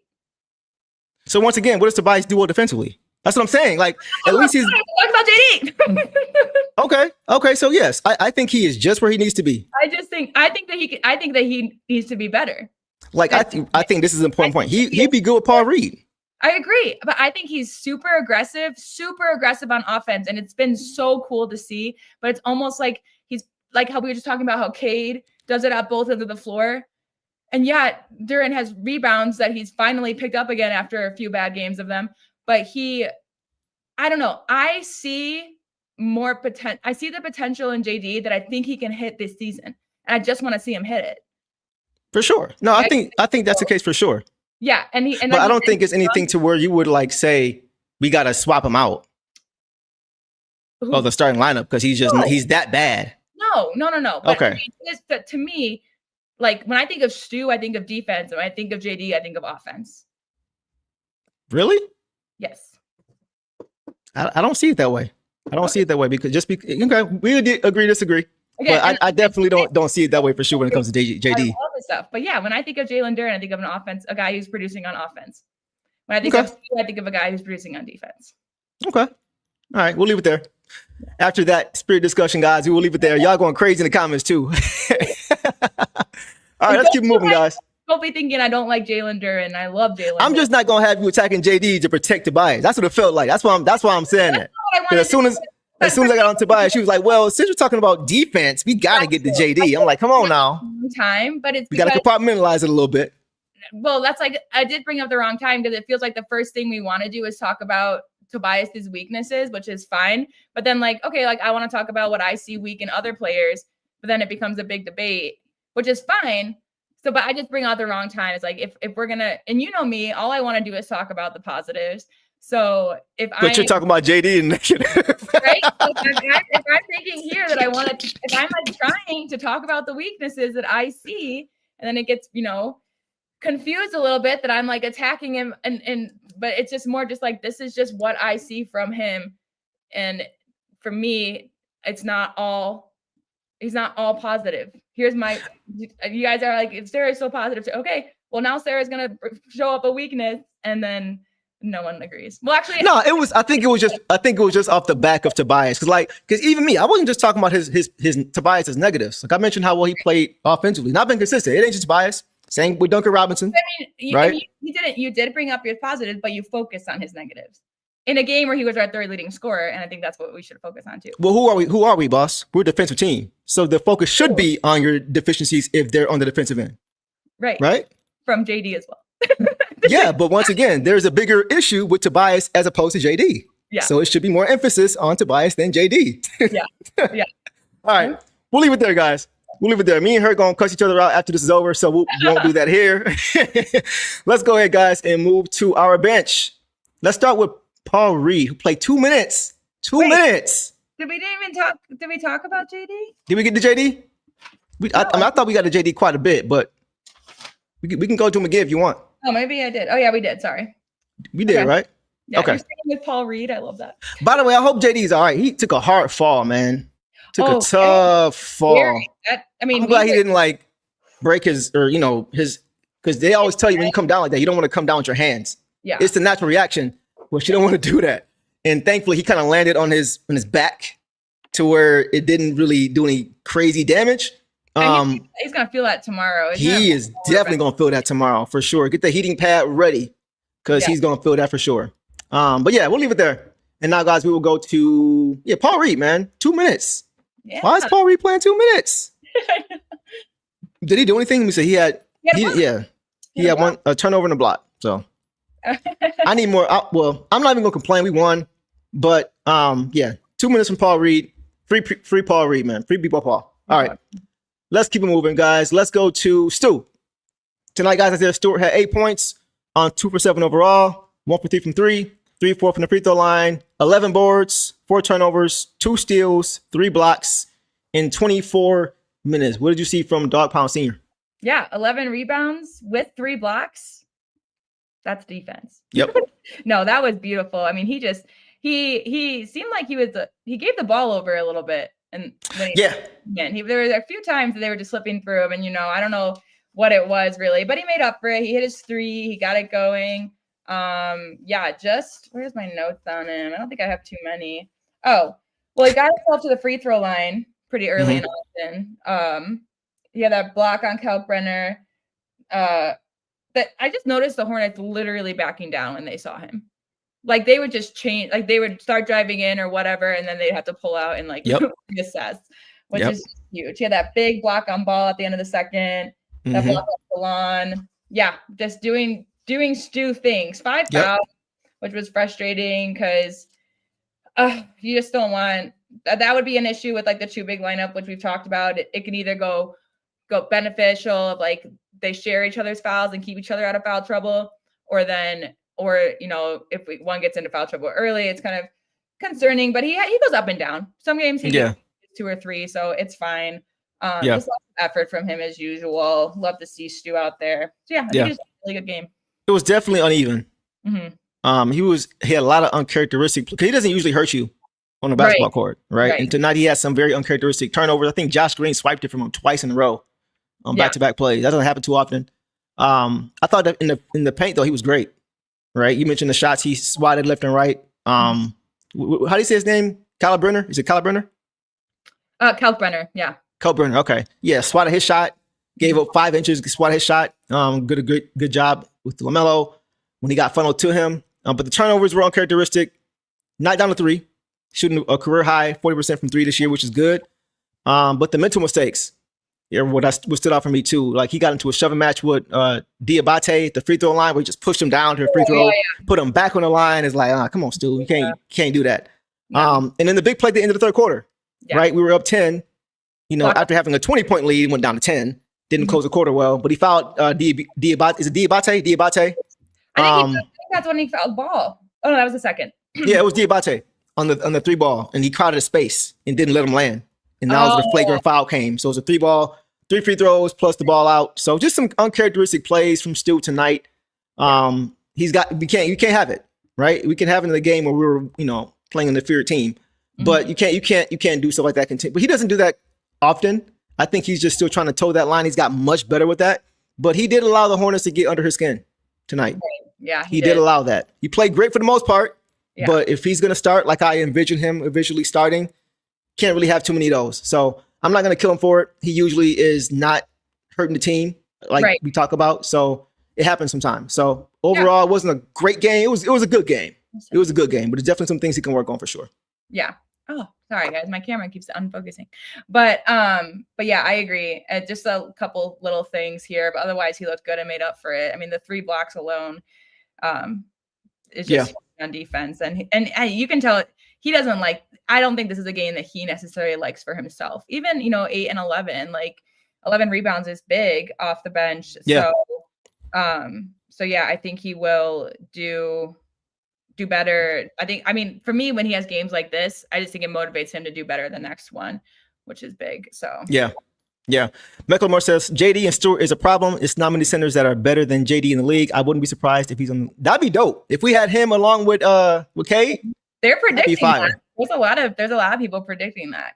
Chandler Parsons from Running Back TV has been saying Cade to the Olympics as a starting point guard for like 6 months now. Like, he's been on that, and I don't see anybody else who's really in his way to get there as a starting point guard for Team America, for USA, just because of how he's playing. But JD being there with him, JD a couple more years of polishing and getting older and improving that defense. It's so a little bit more we talked about. A bit more he can get there. Yeah, but it is scary what he is doing now, and just his age again. Just remembering that he's only 22. Yeah, especially compared to last year, the start of last year, where he was just it was tough at the beginning of last year. Yes. So to see his growth is great for sure. But you are right. You are right as far as the improvement. I think all these young guys still have room to grow. Yeah. And that's the positive piece for sure. But yeah, Chandler Parsons is a huge Pistons fan. He's been showing love for a while too now. A lot of people been showing love since, and it's all kind of centered around when Coach got here. Like, they knew what kind of coach he was, and they were excited about what he could do with this team. So it's nice to see that for sure. Mike Hustle says Billy Ray Cyrus is Chandler Parsons. That's hilarious. That's funny. All right, guys. Let's move on now to who we're gonna go to next, boss. Let's go to Ron Holland. So tonight, guys, Lil Ron had 9 points on 3 for 10 shooting, 0-4 from 3. He could not get the shot going tonight. 3-4 from the line, 9 boards, which is big. 1 assist, 1 turnover, 1 steal, and 23. What did you see from Dog Pound Jr.? Yeah, he was just aggressive. This is just how he is. He was super handsy. Again, like the box score doesn't show the impact that he actually had in the game. Like, if you look at that box score, you'd be like, oh my gosh, like the shots he were taking was bad. He wasn't making them. Like 27% is low. Yeah, but he just made up for it in so many other ways. Yeah. He had that great find to JD under the basket. That was like that Cade threw it. That was nice. Immediately tossed it. Like, it looked really good and just really intentional when I know it wasn't. Like, it was a run out play. It was a transitional play. Yeah. And again, the thunder dunk off the AT block. Just super aggressive and handsy as he always is. And that when they called it out of bounds off of Detroit, and his face, I saw that too. I was dying laughing. Like, I was just like, because he's not a whiner and complainer. Like, he's one of those guys that genuinely will just look at you in shock. Like, what do you mean? Because so that wasn't dramatic. That was pure confusion. And he was so mad because he looked at the bench. Yeah. And he was probably upset because they had just used their challenge. Yeah. So they couldn't even use it, which was tough. Oh yeah, I know. And the challenge was even questionable. I don't know. Some challenges I just leave it, but I kind of get that one because the Hornets were kind of on a run. They were like, let's just end the momentum. So I kind of see why I saw that. I could see it going either way, but it was just frustrating when you lose a challenge early. Yeah, for sure. Yeah, Ron's one of those guys too. That was like where we talked about it before. If he's not shooting the ball well, he could still be a Swiss Army knife. Still find ways to get it done for you. I noticed the Pistons went to him early when JD got in foul trouble. I was looking for Paul Reed, but they went to Ron. I was surprised. I think Stu had just come into the game. And I think JD got his second foul early, and they went to Ryan. I was expecting to see B-Wall Paul, but they went to Ryan. So that was interesting. I will optimistically say that JB made that call based on the matchup because the Hornets don't really have a big. They have a lot of bigger guys that perimeter shoot, play outside. So Ron, I think, is the better call for that. Maybe if we were playing someone, like New York who has the two bigs, he would go with someone like Reed to help, like Cat or help against Robinson, stuff like that. But that's just because JB, I don't know. I feel like some of the fan criticisms from him have been some of his lineup choices. Like I know when we get to LeVert, we're going to get into it. But I feel like he's starting to make some more intent, like in the moment decisions, not necessarily off of what's the word? Not repetition, but like consistency, like just trying to make the right call for the moment. And I do think that Ron was the better call for who the Hornets have. They're a small team. Yeah, they're definitely not a big team. Somebody did mention Diabate did kill JD last year. Yeah. I remember that game, and I was so annoyed. Like, bro, come on. So didn't happen tonight, and that was good to see. They have a lot of young guys that are good. And again, like what's just going to come down to them is they are going to have to eventually move someone. And my first pick would be LaMelo Ball based on who you have now. Oh man. And what's his capital? And then they got to bring in some. If I was running the Hornets, I'd also focus on bringing in some, maybe even trading some picks and bringing in some, not even vets, but like mid-level guys. Because LaMelo's been in the league for as long as Cade has, but is not at that level. He's playing like he's young. He's playing. He actually came in before Cade. And he's playing like he's young and new. And now they got all these young guys. They just need some balance, I think. Yeah, so, he came in with Ant-Man the year before. So it ain't like he's 20 years old, 21 years old. Like he's been around for a while. It's a few players in the league now, which is like based on their name, you would think they would command more in a trade, but they really wouldn't. Yeah, because it's like guys like Ja, Zion, like. It's hard to really get rid of these guys now because teams don't want low character guys on their team. As far as when it comes to basketball, not saying I don't know who they off the court, but as far as their morale and what they contribute leadership wise, a lot of these teams don't want these guys, regardless of how talented they are. It's like what's inside you. I can't speak to how the Hornets run, but we know that wouldn't be accepted in Detroit. Trajan has iterated that multiple times too. Absolutely not. I think it's gonna be quite the interesting offseason in terms of some guys like Ja, like Zion, like LaMelo, like some of these guys that have just been, I don't know, undeservingly cocky. Yeah, you haven't done nothing, bro. Like you haven't done anything. Yeah. Sean says lame low. Hey man, I like that. Came in with Killian. That was the same year that I'm calling him low forever now. He went lame low. He went second because Ant-Man went first. He went second, and I forgot after that. But Killian went seventh in that same draft. So yeah, he's been around for a while. There's no excuse really as far as to the lack of maturity. It's just like he doesn't care about winning. It seems like to me. That's my opinion. I don't know, but just the way he plays is not a good look. He definitely would not be accepted here, regardless of how talented he is. The same with a guy like that's why Ja Morant wouldn't be welcome. It's the same reason. At this point, it's more so about cheap. Yeah. It's like, what are you willing to pay for him? Nothing. Right. Nothing. Still. I think a lot of these teams are going to be disappointed as far as what they get back. It's not going to be what they think. So It is what it is. Not our problem. Exactly. All right, guys. As far from me with what I saw from Ron. Oh, the other thing, the only thing that I saw with Ron that I want to kind of see him work on, obviously the shooting is going to come along eventually. Yeah. But I want to see him try to, and I want to make sure I'm measured with this because you guys have heard me say more than anything else, basically, that I want to see defense to offense, defense. I want to see them get out and run, transition, all that stuff, right? But I do think there are times when Ron kind of forces the issue a little bit too much in transition. Like it may be times when he doesn't have numbers, where it's a one-man break and there are 2 or 3 defenders back and they're packing the paint. And he's trying to bully his way, turns it over. That's the only thing I would want to see him work on this a little bit. It's just sometimes it's okay to pull it out if you don't have numbers. Yeah, we know he's a great finisher. And he hangs his hat on that. He's fast. He gets downhill. He's very quick and shifty. But sometimes if it's not there, just pull it out a little bit and wait for somebody to come with you, or just wait for a play to get ran and then kind of go from there. But that's the only thing I can really say about Ron. Yeah, and I think that some of his decision making has been a lot better in other games too. For sure. I think that it was just he's trying to. The Hornets were pretty fast paced as well tonight. But yeah, I think that tonight just some decisions were a little bit off, but he obviously earned his minutes out there, no matter what the box score says, because Absolutely. he just brought it all. Yeah, for sure. I'm not gonna nitpick because he played great. He was a menace. He was a menace all over the court, man. Just doing the small thing, doing little things. He knows who he is. Clifton says it's hard to ask him to be nuanced. I understand that. He's still a very young player, and he kind of only knows one speed right now, and I'm not mad at that. I think that'll come with time. He's just really trying to buy all the way into his role, and I'm okay with stuff like that. It's just something I noticed that I think eventually he'll kind of figure out on his own. But yeah, he's really good. There's a really good player named Russell Westbrook who never really learned how to slow it down, and it has cost him something. Yeah, and they're different players, but I understand your point. It's like he doesn't know how to do anything other than just go full speed. But we have seen at times how it has hurt him. Ron got one gear. That's what I could say about Westbrook. Yeah, that's more of what I really. They both got one gear.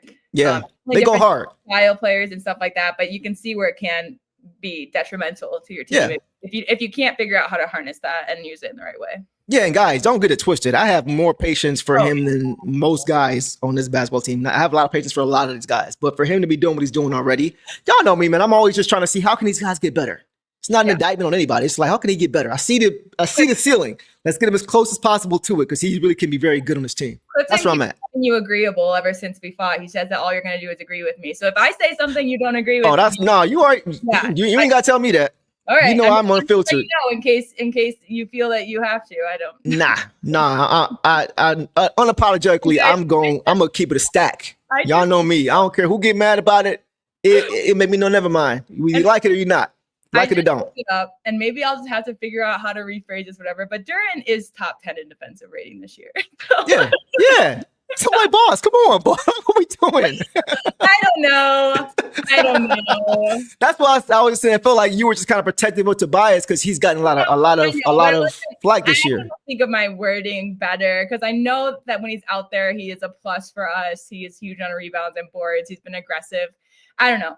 I just think maybe I'm just spoiled with him right now because I felt like his defensiveness last year was great, that aggressiveness, and now we've seen it take off on offense. And maybe I'm just like, oh, well, now I want it on both ends. Where it's like, well, it is there, but I just don't see it. But no, it's just gonna take a little time. Yeah, it's gonna take a little time. That's really like all these guys, like we said, have room to grow. All these guys have areas to improve in. It's not just one guy. JD's one of those guys that has areas to improve in. I'm just content with where he is right now with this age, especially considering where he came from last year. Like, right. And and I've gone on him the past few games too of not having the best rebounds when we know we can do better. So I think it's just off of but I see you there and I know you can do better, but he's showing up and showing out overall. So yeah. I mean, we're 22-6, so all these guys are contributing in their own way. It was just something that's been on my mind. I was like, I'll just bring it up today, but I didn't bring it up in the best way. You was like, y'all getting on Tobias? Oh, hold my beer. I got something for y'all. Yeah, I'm put on a weakness because we're gonna do that, but no worries. Oh man, it's all good. It's all good. It's all love. Y'all know what's up in the chat, man. This is good conversation, and we are going to continue to have it unfiltered and unbiased, and we're gonna keep it real. And I see you guys chat. I see that some of you understand the point that I'm getting at as well, so I appreciate that. Yeah, I understand your point too. Yeah. But I ain't gonna agree like y'all think just because of what happened before. Y'all should know about now, man. Come on. All right. We'll leave it there, guys.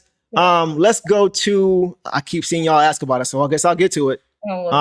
Let's go to Karis LeVert.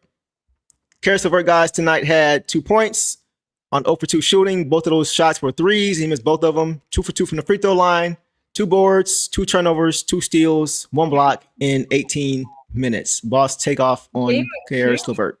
I get it, guys. It wasn't his best game. I don't think that this is anything to get like everyone's mad about Karis tonight. I didn't see the Mavs game. I heard that wasn't great either. But it wasn't that good. He wasn't throwing up shots. He went 0 for 2. He had a steal. I think he played aggressively on defense. I agree that he didn't have, the turnovers cancel out the assists. Like he didn't foul. I don't know. He played for 17 and a half minutes. That's not terrible. We've seen JB keep him in longer for that. So for me, I'm just like, Karis didn't do anything to wow me tonight. His plus minus is a 0. So he literally just contributed nothing. So you'd like to see other guys like Ivy, like Jenkins. That's who I would have liked to see have his minutes tonight. But I also think that he played, he was in there. I feel like I saw him early on, and then we didn't see him again a lot. Was that Karras? Fourth, yeah. He wasn't in the fourth, right? Yes, it's crazy because he didn't play a ton of minutes. Like last game, I think he had 27, I think, last game, boss. So it wasn't even like he played a ton tonight, which was interesting. Yeah, and so again, like he didn't really do much. He had 2 points, 2 rebounds, 2 steals, and a block. Like he did good defense. What I noticed some aggressive defense. I agree with that. Other than that, I couldn't tell you what he did. I couldn't pull a play out of my head. But he wasn't. I think he's had worse games this season, and he's definitely had better games this season. So this is just kind of this is also the second or third game where his plus minus is 0. Again, plus minus isn't a huge thing, but it's just kind of like he was there. And that's the thing. Like we don't want him Tony Snelling every game, right. But he hasn't been. Right? He's had it's either been hot or cold. The minute for me, it's just so funny because he has a good game. People are like, well, I'll give him this one. And the minute he has a bad game, they're like, get him off of my team. So we can't be prisoner of the moment after one game. Yeah. When we get a big enough sample size. But then we can kind of go ahead. I would have liked to see more Ivy. I would have liked to see more Jenkins. But I do think the 2 steals and a block and what I remember from him on defense, I think that's what kept him in for the minutes that he was there. And again, he was 0 for 2. That's better than 0 from 7. Yeah. I think he caught on quickly. My shot's not going down. How else can I contribute? So. I can live with that. Like it wasn't a high output game. It wasn't even a high impact game positively, but it also wasn't a high impact game negatively either. Yeah, you better. But we will agree that if he's going to be on this team getting minutes, he has to be more positive than negative more times than not. Yeah. You better go in on him so people don't call you agreeable. No, honestly, like I don't ever want to be prisoner of the moment. Right. We're still only like not even 30 games into the season. Yeah. When it comes to him, we've seen him when he's played very, very well, and then we've seen him when he's played bad. Right. Exactly. But I do agree with this. This is now it's kind of what I was getting at. The consistency piece. Like one thing that JB Bickerstaff said about him is that he has the ability to play both sides of the basketball. Mm-hmm. We haven't really seen that consistently yet, right? He's been solid defensively.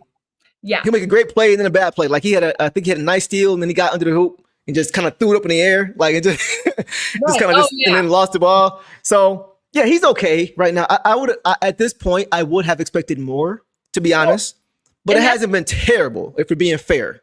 And I was an advocate. I was excited for him when we got him preseason. I was too. I've talked to you about this. I've talked to guys like Pistons Jack about this. Like we've talked about, like I was like, I don't think people understand. Like Karras is going to be a great fit. But so I agree with what you just said. So like now a fourth of the way through the season, this is when we need you to be that reliable scorer as well. Because that's what I was like, oh, he's going to help. He has great jump shot. He's great in the paint. And so we are seeing the defense, I think, pretty consistently. So now the scoring just needs to catch up with it. I still have faith in him that he's going to get there, but I also think that he doesn't. And again, 17 minutes, that's good. I'm good with that. He's not playing 27 minutes, putting up that line. That would be concerning. Right. So he still has time to get there. But I think what you said too, at this point, that's kind of where I'm at. It's like based on what I've seen from him, especially when he was on the Cavs, like I just really liked his offensive output as well. Yeah. And we haven't gotten that. Like Organic said, consistently. It's like every few games he puts on a show on both ends. Otherwise, it's hit. So like, there's a few things for me. I think you made some good points there. Like we always talk about how we don't want to see Cade having 10 eyes on him defensively. Yeah, I'm not really seeing a lot of attention being given to Karis LeVert when he's out there with Cade. That to me is problematic. I don't feel like they're paying him enough attention for the reason that he's out there, right? Which is to be that secondary guy. They're still like, all right, we see you.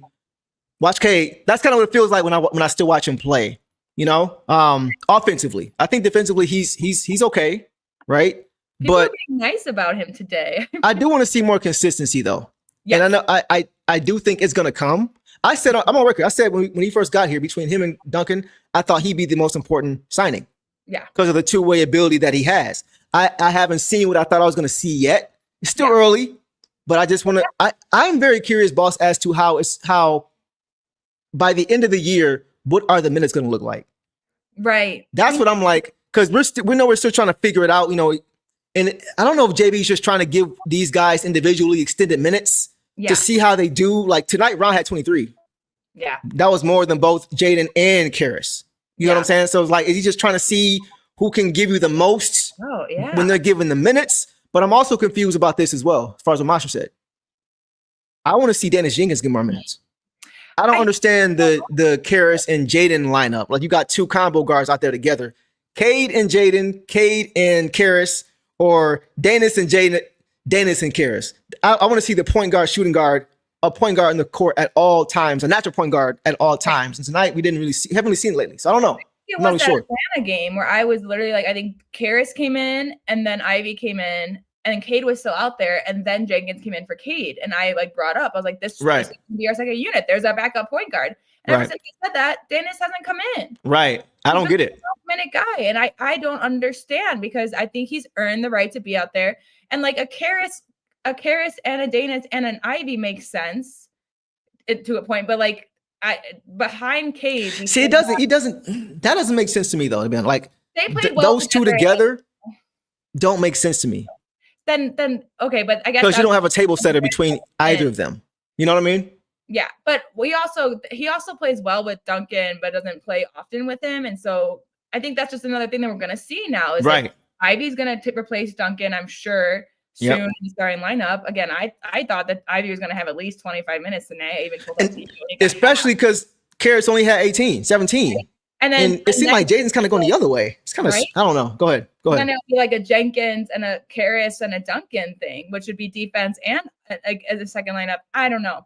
The lineup is hard. But anyways, I think mostly by me and you keep being like, is because we know what Karis can do. Yeah. And we're just waiting for him to do it for our team. You know? Yeah. So it's like, I don't even know if they know how it's going to shake out yet. Yeah. Like, I think they're trying to figure it out as well. And that's why you've seen guys get inconsistent minutes. You've seen guys who play 20 minutes and then get a DNP the next game. Mm-hmm. I think they're just trying to figure it out.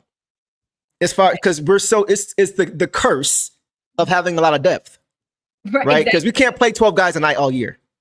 No. We just can't do it. We got guys that can play, that are able to play every game, but we can't play 12 guys, especially in the playoffs. That's going to get shortened to like 10, maybe even 9, right? So I just want to see. I'm surprised Danis isn't playing more. Like, I definitely want to see more J.I. I want to see J.I. and Danis together. Yeah. We haven't seen a lot of that. I want to see that. I want to see somebody setting the table and having J.I. be that secondary guy like he did tonight in his limited time. Even though he didn't shoot the ball great, still played pretty well. So I don't know. But I'm not mad at Karis. Back to Karis. I'm not going to overreact. Yeah. He's not playing great right now. He has had great games, though. Mm-hmm. So now it's just about, and it's hard to be consistent when you're not getting consistent minutes every night. Yeah. Going from 27 to 18 that's not the easiest thing in the world. Yeah. Because you're used to being able to get into a flow by a certain point in the game and all these different things. So it's like when that happens, and I know he didn't play well last game either, but it's hard when you don't play well with 27 and then you get cut to 17 and you expect to play well. Like that's hard if we're being real. So I don't know. Man. It's tough. It's tough. I'm just rooting for him because we know the type of player he can be. He started the season off injured, then he was back-to-backs, then it was minutes restriction.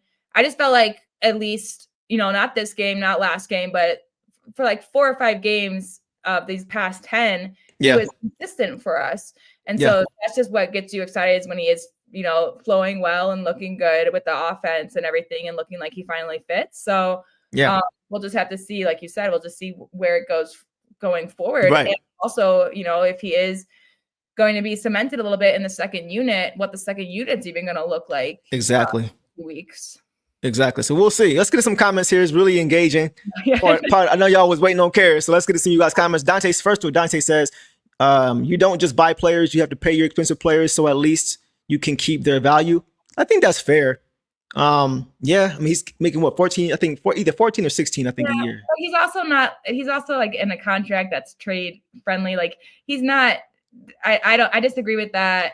I don't disagree with that notion, but for Karis, I do. Okay. Drake says, y'all keep it flowing. Great chemistry is top tier even after disagreement. Man, we disagree all the time, yo. This is light. This is PG. We've been going at it like offline. This is nothing. So, but we're glad that you guys appreciate the back and forth because we do this on a regular. It'd be something wrong if we weren't doing And this. it'd be so boring if we agreed on everything. You know what I'm saying? Yeah. We ain't got to be first take with it, but we're going to be honest with it. Let's get a few more comments. Let's see here, guys. We're trying to get as many as we can. Hopefully JB finds that lineup with the point guard like LB did with Lindsey Hunter and Mike James. Okay. Yeah. And this team, you could argue, has more depth than that team. Not saying they're better, because I don't think they are. But as far as guys who have the ability, this could be even harder to figure out.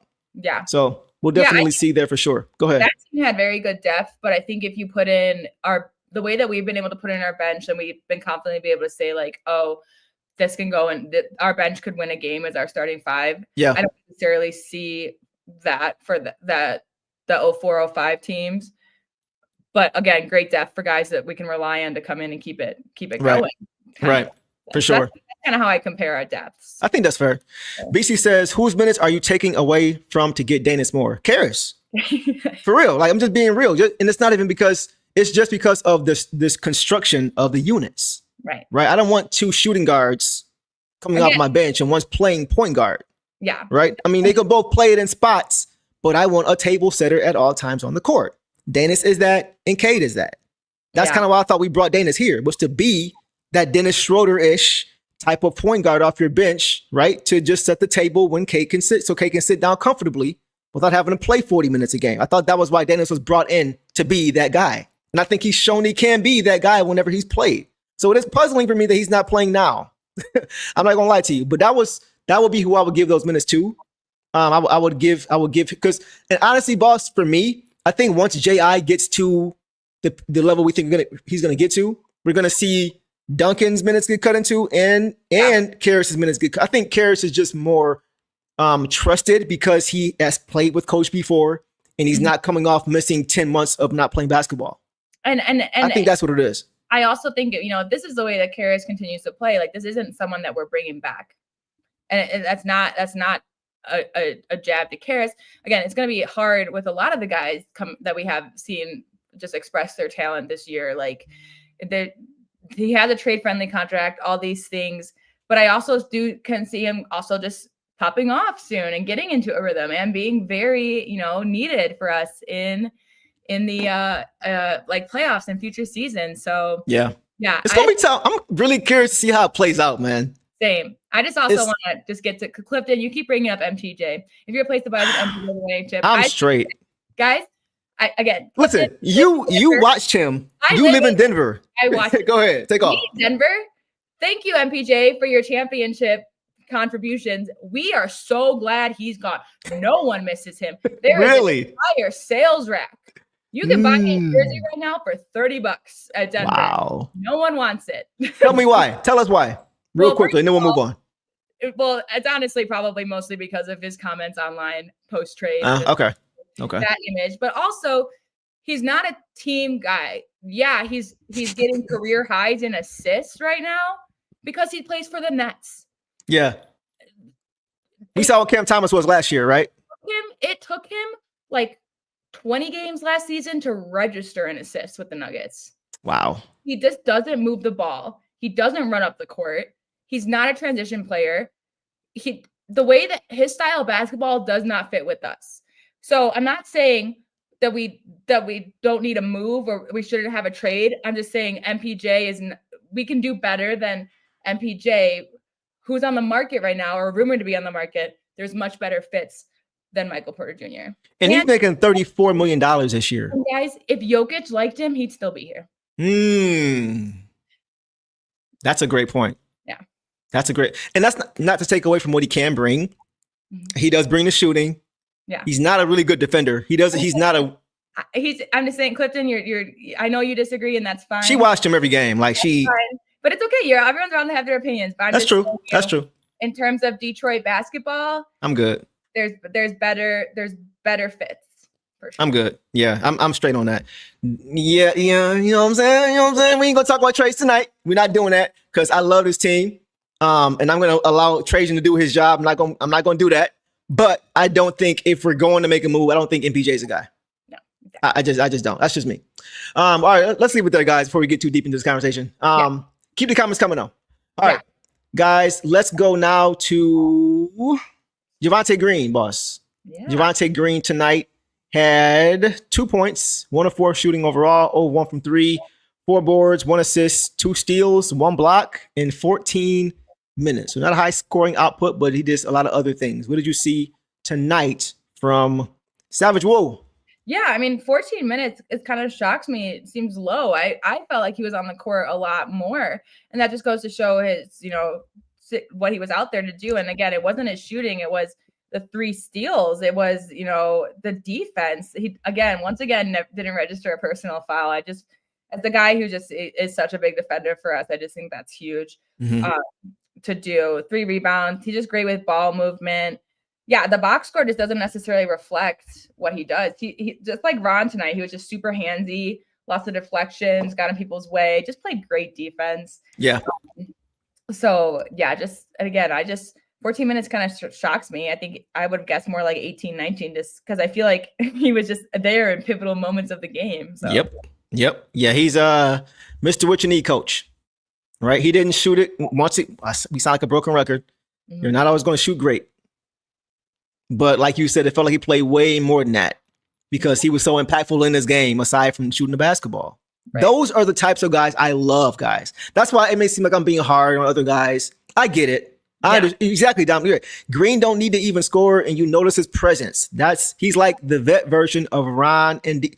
What do we all, boss? What do I always say? He is a what? I say Javonte Green. What do I say? I say he is a slightly shorter, stronger, more experienced Ron Holland. Yep. He's the perfect vet, which is that's what he is. He's the perfect vet for Ron Holland's development. Like, yes, we want to keep Ron Holland on this team. We want to keep Javonte Green, right? Not only because of their individual outputs and what they do for us, but because of what they can do together and just Ron's future career. Yeah, 100%. Man. I love Javonte Green. Okay. It's the things that you can bring every night. The things you can be consistent with. He does them. Yep. That's literally it. The things that he, a lot of guys around the league, they focus on things that they can't consistently do just from a numbers standpoint. I don't care how many times you shoot. Steph Curry has bad shooting games. You know what I'm saying? Like some things you're just not going to be able to do every single night. But certain things you are. And all those certain things that you can, Javonte Green does them. Ron Holland does them. Isaiah Stewart does them. Kate Cunningham does what I'm saying? Like they all do those things that are consistent. So that's why I really love his game because he finds a way to help you by being consistent in the ways that he can. And then when his shot's falling, watch out, Yeah, he hasn't had a bad game with us yet. I think I can recall one in the early season where we were still fighting the flow as a team and somehow still winning games where he out there. I was like, okay, I think he just had low minutes is what it was. Right. And it's not his group. You said the word consistent. He is our most consistent player. We said K does K things, like you said. Asar did Asar things, students do things, and Javonte did Javonte things. They all have their game and they stick to it. And it's just, I just feel like Javonte, and we noticed it. I noticed it on TV today, but we noticed it when we were there in person too. He's always up on the bench. He's eager to go. He's ready to go. He's just like the glue guy. Bees was such a positive guy for our locker room last year, and it seems like that's what Javonte is as well for us. Yeah. Just helping in so many roles that we were missing coming into this year. And he's just really filled those and added things that we were missing. So 100%, man. Let's get to some Javonte Green comments and show him some love. Ariel says he's been a plus off the bench, always super impactful. Yeah, you made a great point. That I kind of want to build on. You said he hasn't had a bad game all year. Yeah. He's had bad shooting games all year. Right. Yeah. But he hasn't had bad games all year. And that's the difference. Some guys in the league, if they're not shooting well, they're having a bad game. Yeah. But other guys like him, like we mentioned, he can go over and still get the belt. Yeah. You know what I'm saying? So that's why I love his game. McLemore says he's a straight dog, 100%. Organic says he is like a Tony Allen light type player in a good way. I don't even know if you even say light because the way he impacts games, man, I think that's a very good comp. Tony Allen for the Grizzlies, for the Celtics, I could not stand. It wasn't a lot of guys in the league who would make things tough for Chauncey. Yeah. Tony Allen was one of those annoying guys who would make it tough for Chauncey at times just because he was a smart defender. He had a very high defensive IQ and he was strong and he was long and he wasn't afraid to give his body up. That's a great comp. Yeah. A guy who just knows how to play the game. it's not a coincidence that he was on a championship team with the Celtics when they won that year in 2008. He was part of that team. So certain guys just know how to play the game. And Javonte Green, Tony Allen, great comp. Those are guys that you want to have on your team. Dougway says Tony Allen was tough. Exactly. You beat me to it, bro. 100%. Same page. Devon says Green, the type that wins you rings, and have your coach saying, Bruce, he'll be back. Right. Exactly, bro. 100%, man. 100%. So, yeah, I love it. One more. Organic says Kobe said Tony Allen was his toughest defender. There you go. So maybe Javonte is like, I see what you said. I see where you're going. But, yeah, very good comp. Go ahead, boss. I'm just thinking about how you've talked about how we need two-way players on this team. And so when we have Javonte mostly producing on defense, but the thing is Javonte is reliable on offense. We usually can't. He just doesn't look for a shot. Like if the shot comes to him, he'll take it. And it can really pay off. Like he's gotten on heaters, he's gotten hot. But like so it is like kind of a two-way, but like you said, like our whole identity is defense. So if you just go out there to play defense, kind of with the SAR too, like we want your defensive output to affect your offensive output. Yep. But if your offensive output isn't there necessarily, like Devontae's wasn't today, his defense still was. And it's just, again, it just shows how impactful that is compared to, if he was doing great on offense and not so great on defense, because basically for us, and like you talked about, to be great on offense for us, you also need to be great on defense, because that's our defense is creating our offense. But I just wanted to talk about that because we talked about two-way players, and Javonte is one. He's just not necessarily a play creator for himself. But he's not going to throw up, 7 shots and miss them all. Like he's going to test the water and see how he feels. So yeah, I think that's a great way to put it. Like he just plays within the flow. Yes. And he makes heady plays. He seems to make a play whenever you need it. Yep. He's like Stu. He's one of those guys who doesn't hurt you on a basketball court. He's not turning the ball over, taking bad shots. Like he's not doing those things. So yeah, having a guy like him is important if you're trying to win a championship. Yep. Having multiple guys like that. And somebody said it again. RL says having a team with Asar, Ron, and Green is a nightmare. We just talked about that earlier, boss, with LaMelo Ball. He struggled mightily because of not just Javonte, but Javonte and Ron and Asar. That's tough. Someone brought it up earlier in the chat about the Bulls, like when Javonte was on them, how like they had Alex Caruso, and then Caruso would go out and Javonte Green would come in. Like that was what they built off of. Exactly. And that's kind of, again, with OKC as well. They have Cason Wallace coming off the bench, and he has the best defensive rating. And, like, it's just when you just get tired. There's just no break. There's that famous meme of, like, LeBron seeing someone come in. Who checked in? Kawhi. Yeah, and he looked and he just rolled like, his eyes. Like, Yep. And that's a great way to put it. Guys play, So when we have that, what I appreciate about our bench the most is their defense. And that's why I think when things like LeVert isn't contributing on offense and stuff like that, it can get frustrating. But our bench is mostly defense. For sure. So for sure. And I think that's honestly why when they come into the game, we go on runs, because they play to our identity, which is getting stops because of the defense and getting out in transition. Yep. Right? Yeah, 100%. Yeah, 100%, guys. All right, guys, let's move on now to Jaden Ivey. Guys, tonight, Jaden Ivey in 13 minutes had 5 points on 2 for 6 overall. 0 for 3. He was cold from out there tonight. 1-1 from the free throw line. 1 board, 2 assists, 1 turnover, 1 steal. 13 minutes, boss. What's up? Yeah. What's up? It's not a great game for J.I. in terms of, he had that nice and one that I was hoping would just get him going. He had a good steal. I think he had good defense at times, but he had I want to say that maybe his minutes were cut short because in that short amount of time, he had a turnover and 3 personal fouls. Like maybe that's why they were just like, it's not, you're not feeling it tonight. It's not hot, but and they just chose to go with other guys. But I would like to see him for at least 10 minutes more. I think he just, again, like you said, consistency. Like I think that will help him in the game as well. Mm-hmm.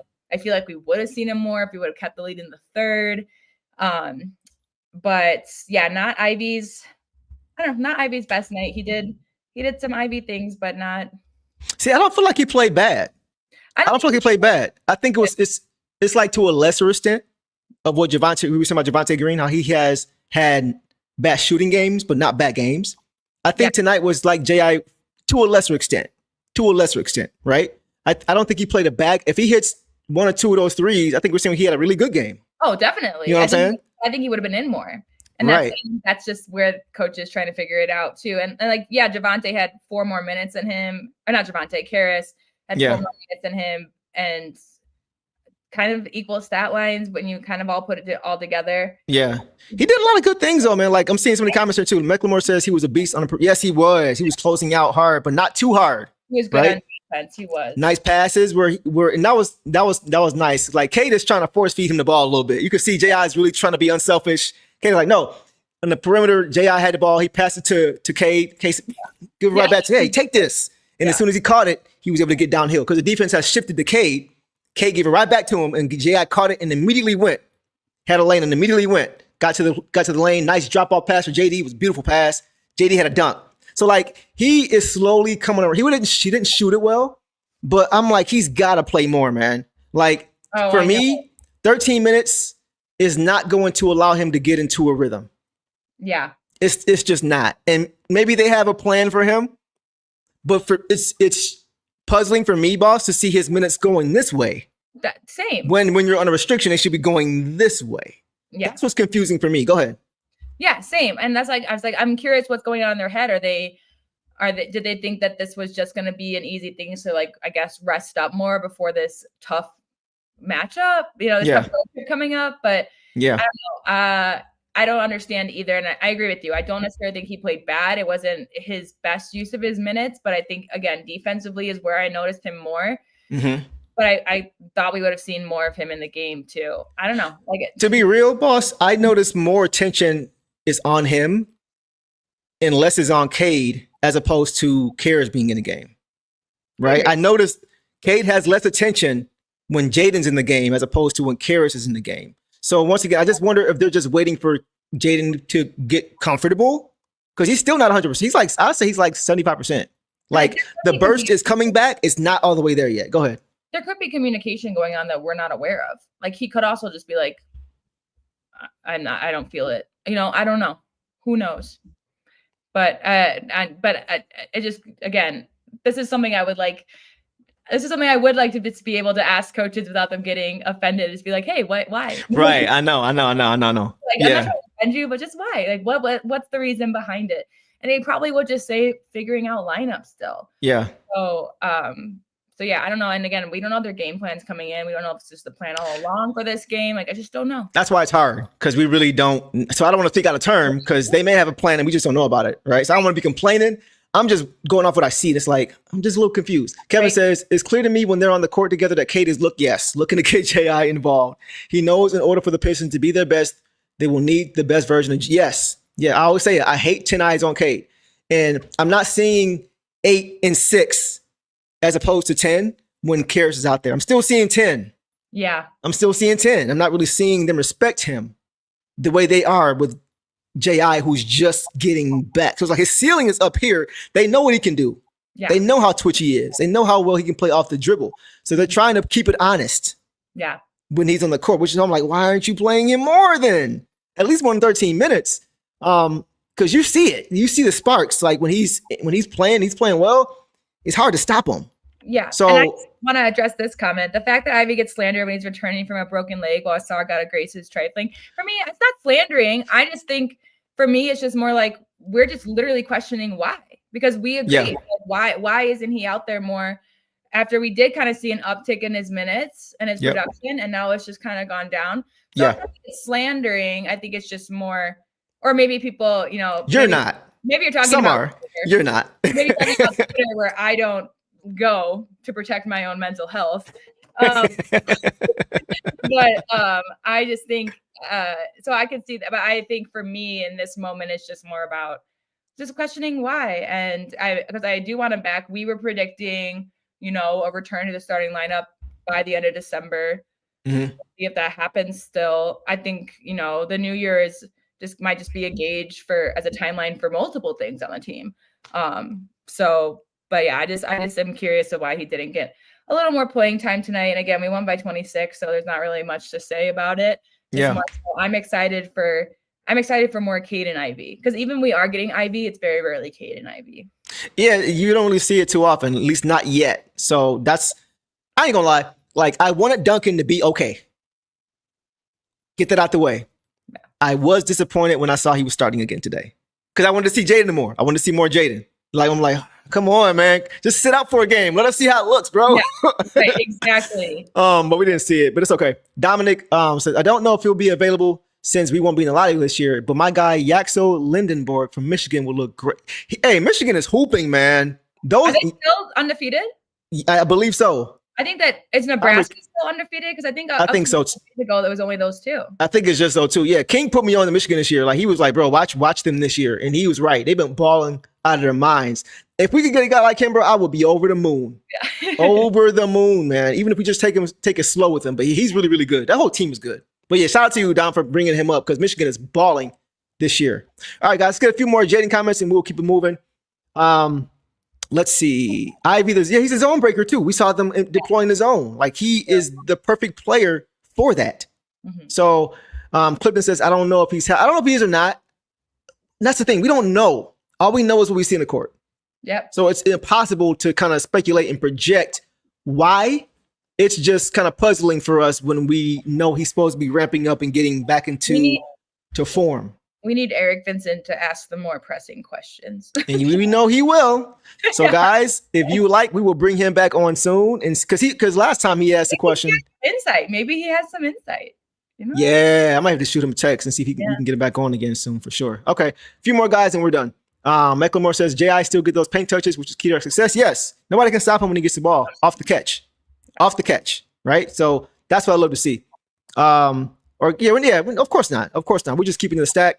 And they mean 100%. Oh yeah, They just validated that it was more broad. Gotcha. Than this. Gotcha. Yeah, for sure. All right, guys. We will leave it there. We don't want to go too deep on that, but yeah, definitely want to see more Jaden Ivey and Cade Cunningham. Guys, we still have not seen one starting lineup since Tobias Harris has been here. We have not seen one game where we saw Cade, Jaden, Asar, Tobias, and JD. Still. Yeah. We still have not seen one game with that starting group, which is another reason, boss, why I'm like, why isn't Jaden starting, bro?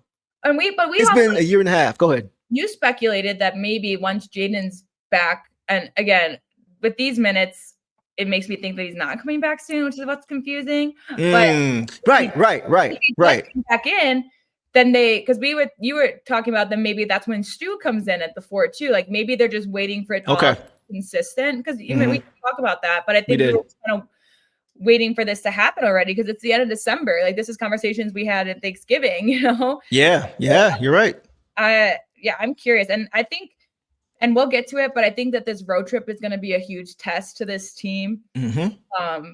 Just road trips are hard in general. Some of the teams we're going against aren't the greatest. Someone said the Lakers were getting demolished. I'm curious if they still are. Because I watched them recently, and that's just a team with no defense. So as long as we play our defense, I think we have a good shot at that. Yep. The Lakers, the names on the Lakers just get kind of scary. You know, LeBron James, Luka Doncic is never going to be easy. That's the thing. I want to see those three same guys that we saw tonight on LaMelo. I want to see how they fare against a guy like Luka and LeBron. I want to see how that looks. That should be interesting. I want to see how the whistle looks in that game. That should also be interesting. I can totally see Ron just being like, please let me have Luka. You know? Of course. I just don't want him to get too, because, you know, I don't want to see him get too deep into the one-on-one battle. You know what I'm saying? It's going to be hard, but I'm just curious. Oh, Luka got hurt. Oh, wow. He got hurt? Sheesh. Also, guys, I didn't know that. I'll just say this real quick because I guess that when I last checked in the fourth quarter, the Packers are up by 13, and I guess Williams just threw a ball, and I heard the Packers lost. Yeah, the Bears won. Based on the last-minute touch. I just wanted to tell. That's what we needed, low-key. Isn't it? Either one. We need them to lose. So I'm happy because I hate the Packers, but I don't like either one of them. I ain't gonna lie to you, but that's another story. True. But anyways, I just wanted to update you guys there. But I'm just curious, and we'll get to the road trip. Sorry, I just said it. But I just think that's going to be a major, I don't know. This is when we need consistency the most, is for road trips like this. Mm-hmm. So I hope that they figure out what we need in terms of who's in the starting lineup and who's not. Yeah. So this will be, I think we'll learn a lot from this road trip as far as how we're looking, who gets minutes, just the consistency piece we're looking for. I think all those things are going to be important to watch on this road trip. And we'll learn about our team too. It's a young team, you know, going on a 5-game road trip. So I want to see how they navigate that as well. Not going from city to city every night, sometimes getting in late from one city to another after a game is over, not getting much sleep throughout the day. Like those things are a real thing. Those things are, so I want to see how they deal with it and how they navigate that. And hopefully we can come up with more wins. Go ahead. We'll talk about it, I guess, more so. But who do we have first in the Kings? Well, let's go ahead and get to that. I'm glad you said that. Lakers because, is last. Yeah, I'm glad you brought that up because we actually have it right here for you guys. So here is the schedule. Oh, Blazers. So we get the Blazers first on Monday. And then we have the Kings and we have the Jazz, Clippers, and then the Lakers. Boss, how many of these games do you think we will win of these 5? Your guys' West Coast times. The 10 p.m. game. Oh, my Lord, man. For you, because that's 8 p.m. for me. I'm just like, that's right at home for you. Whatever. I'm hating. Go ahead. How many do I think? I think we can take all 5.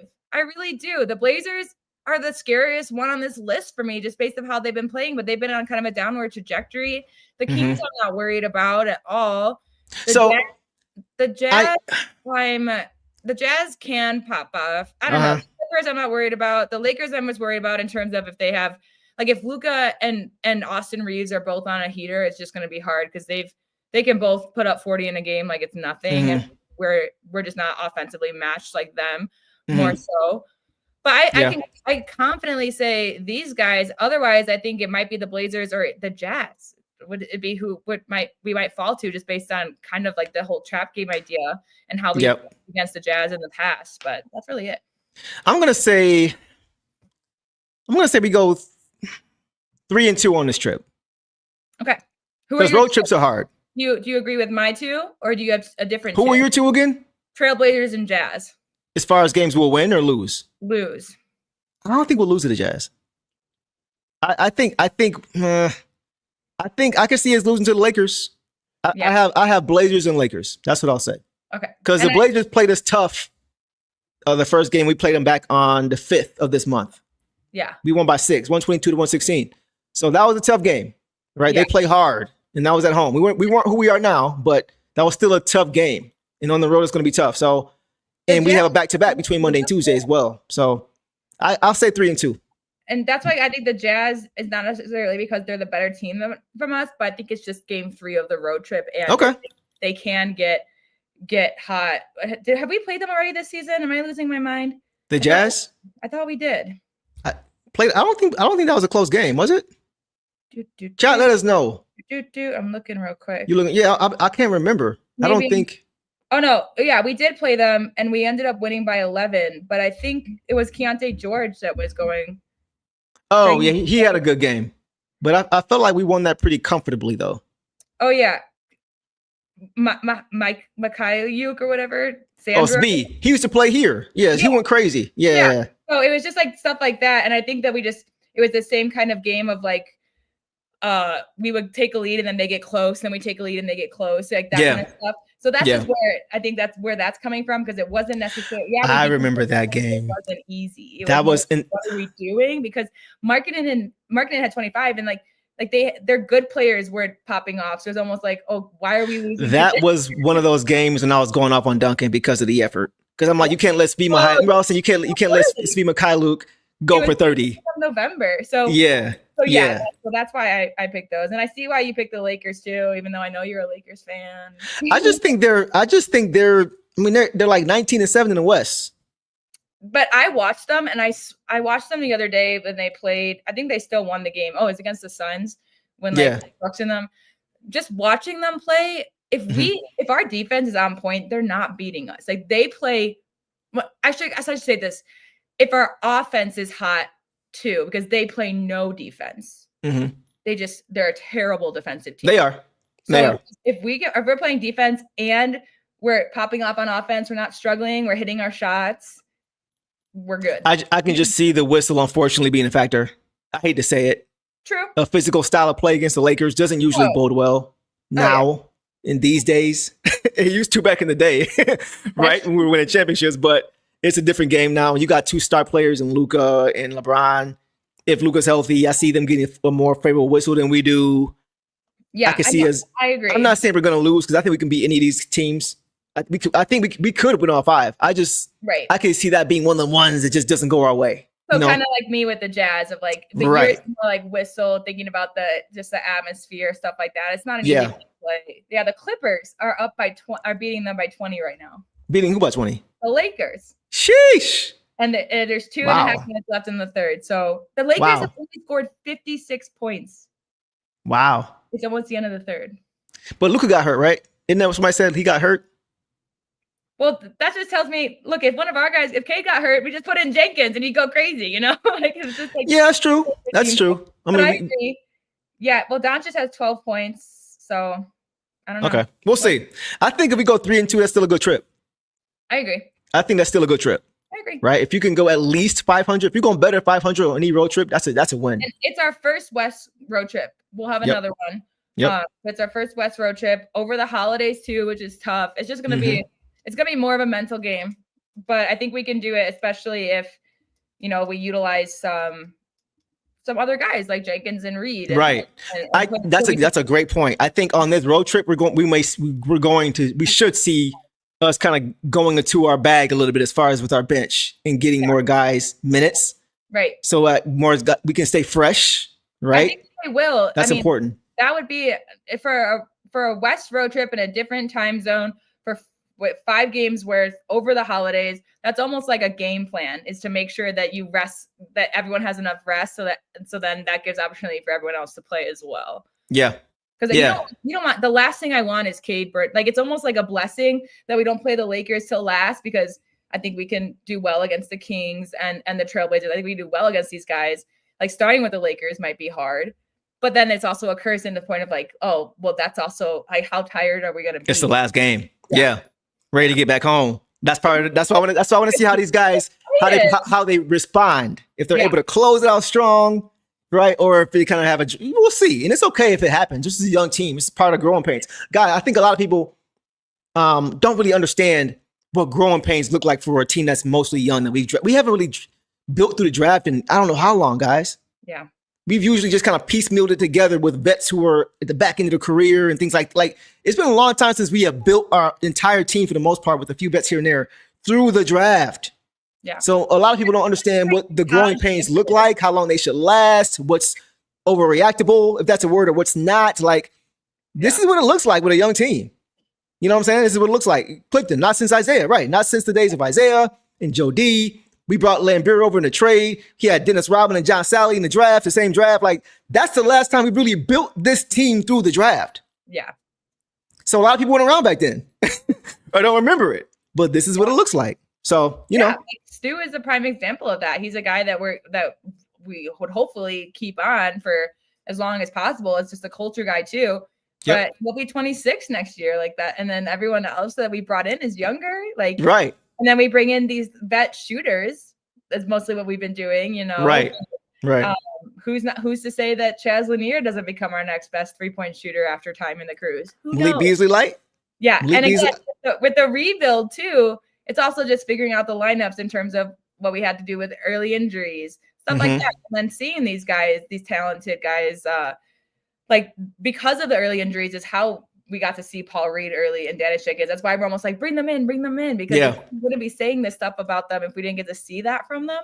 It's just hard. It's just hard all around. It's going to be, it's fun, but it's tough. Yep. Yeah. Yeah. So I'm with you, Clifton. We're not going to go too much longer, but I'm with you, Clifton. I think Trajan Langdon is the perfect president GM for this team. I could not be happier with what he has done. However, this is what I want to see.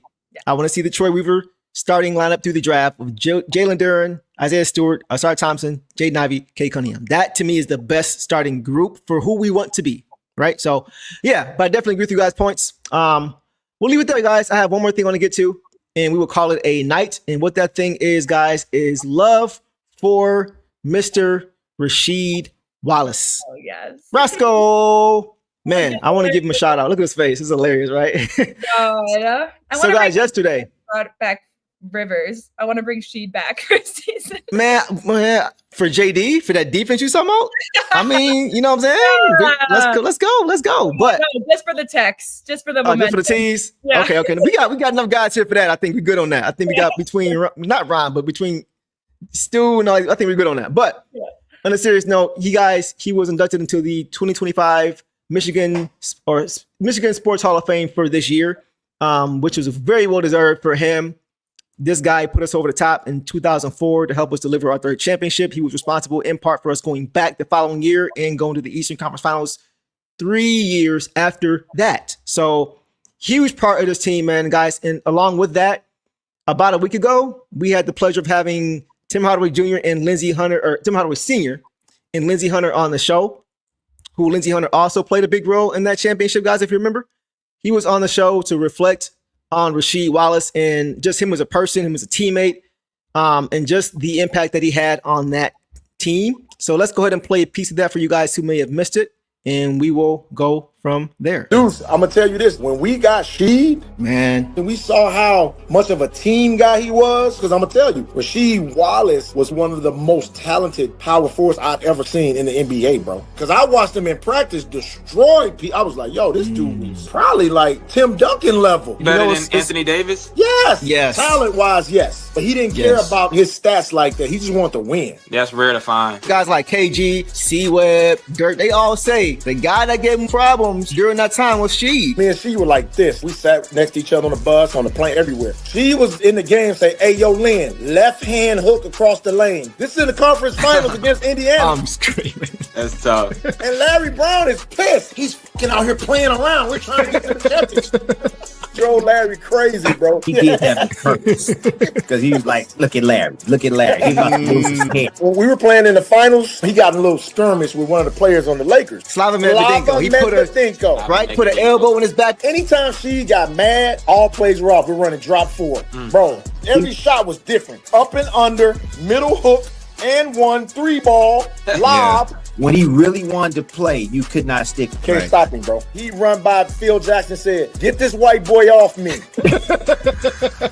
And don't put Karl Malone old ass back out here. He can't guard me. Karl Malone catching strays for no reason at all. Oh, Man, rest in peace, Slava Medvedenko, bro. Rest up, man. Not literally, but yeah, get well. Get well soon for sure, bro. good. Oh, that was such a fun conversation, man. Yeah, that was cool, guys. It's, you know what's funny? I talked to Cannon about what he said about Larry Brown. I asked him, I was like, hey, was that the case? Because, you know, Cannon played for him at SMU when Larry Brown was coach at SMU. Yeah, everybody. Right. Kay Cunningham's older brother, Cannon Cunningham, was a monster as well. He could have went to the NBA as well, but he wanted to go the coach route, and that's what he did now. So he's doing now. But I asked him, I was like, is that how Larry Brown was? Like, he would get on y'all if y'all was kind of playing around. He's like, yeah, he was. He said, but if we got to win, he'd be a little bit more lighthearted and wouldn't get on us too much. So that checks out. Lindsey Hunter, you know, that was definitely a cool moment that he shared with us, guys. We're going to try to have them on more, work with them more in the future. And we're going to try to have Boss back on with us so we can do that because we know she knows her history as well. So that should be a lot of fun. Yeah. I also wanted to mention, I know we gave Rasheed his flowers, but Blake Griffin was nominated as well for the Hall of Fame. Mm-hmm. But the bigger Piston nominated, in my opinion, was Bill Laimbeer. Yeah, that's right. Here. That's right. He deserved 100%. it. I'm actually, I cannot believe he's not already in the Hall of Fame. Reputation. Yeah. That's literally it. That's literally it. Like, this dude was a multi-time All-Star.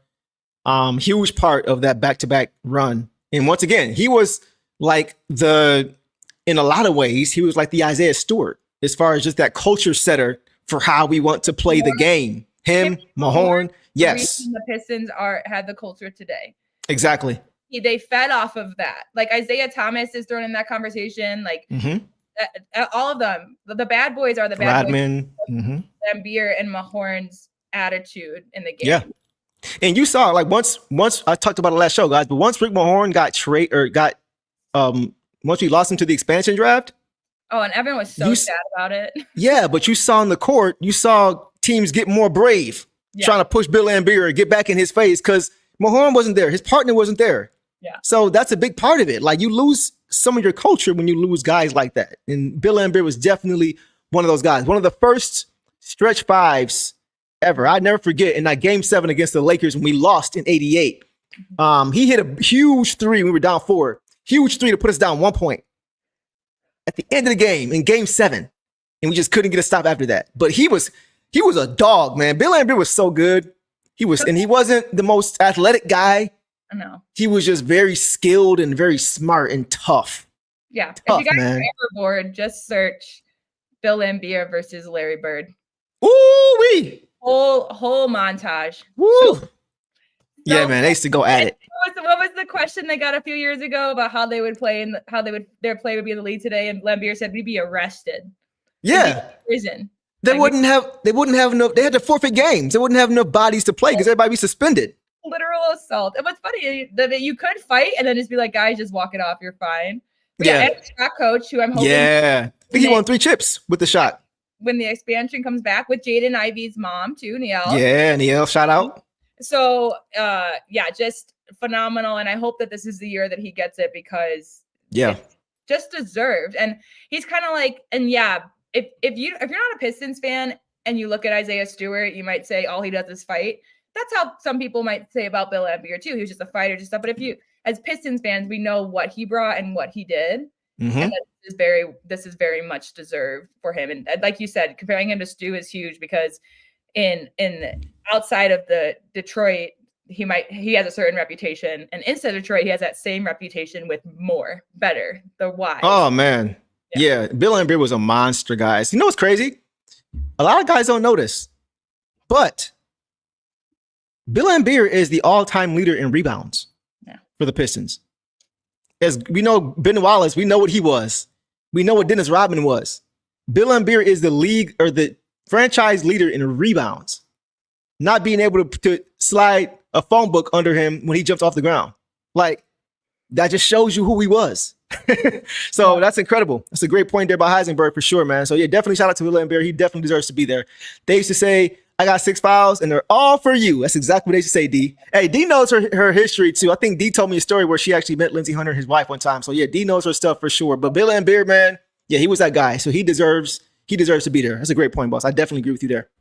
Last super chat, guys. We'll call it night. We are already way over. Dom says, I have no hate for Blake Griffin, but thank God the 2019 Blake year ain't all the younger fans have to hold on to anymore. Real team ball. Yeah, bro. I agree. Yeah, man. And Blake did all he could.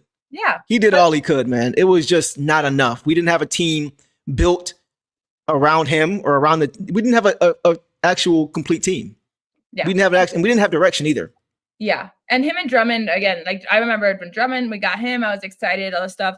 Those years were just kind of, they felt uncharacteristic for us as a team. So I agree. Like this the kind of ball that we're playing now is what Detroit's used to. Yeah. We're not used to having to rely on one person like a Blake Right. Griffin to be our star. Like, yeah, we have Katie as a star, but we have all these guys helping out too. And just like like team ball, just like in 2004, I can't pick which one contributed the most on that team to the win. Exactly. And that's what made him dangerous. Detroit. So 100%. Last few comments. James Edwards Oorah. was just, he wasn't a stretch 5 though. He was mid-range post player, but he wasn't shooting threes like that. Terry Mills, I thought Terry Mills was more of a 4. Maybe he played some 5. I thought he was more of a 4, but he was a sniper too. He was a sniper for sure. All right, guys, we'll leave it there, man. Yeah, Blake did not deserve that. He didn't deserve that booing. Yeah, he gave it everything he had. His leg was all wrapped up and had an brace, and he did everything he could. It wasn't his fault. We just didn't have a team around him. All right, guys, we'll leave it there, man. Great show, guys. It's been a lot of fun between us talking about the Pistons, old school days, to Rasheed Wallace, to me and Boss jumping down each other's throat. It was a great show all around. Nothing we don't usually do here, right? Y'all know how we get down the Downtown Deuce and Boss show. So appreciate you guys. We're going to call it a night. That is a wrap for the show. You got anything else, Boss? When's the next game? Monday? Yep. Okay. Yep, that's the next game. What day? It's Saturday today. They got a travel day. All right. Yep. All right, guys. Yep. Here we go. And then the road trip starts, and we will see how it goes. And here we go. All right, guys. We appreciate you guys for showing up and showing out as you guys always do. Everybody have a great night. Be safe. Get some rest. And enjoy the rest of your weekend. Enjoy football tomorrow. Go Lions. And y'all know the drill, man. Detroit versus everybody. Peace. All the dirty work, all dog. I'ma dive on the floor, go try to block every shot, and I'ma be physical with you the whole game. You know Stu gonna be physical with you. When you think of the Pistons, you think of just hard work and just gritty basketball. That's just the identity you gotta have when you put on that jersey. I'm not your average breed of canine. Not a good dog, I'm bad boy for life. I set the tone, don't care about no tick. Let it be known, I get my respect. I'm in the lane and see I don't bluff. If you retaliate, that's on ya. Talking pundits, I hear your shade. Talking that shop, you must want this way. Tryna tell ya, if the dog palm mess around, find out, yeah. Tryna tell ya, if the dog palm mess around, find out,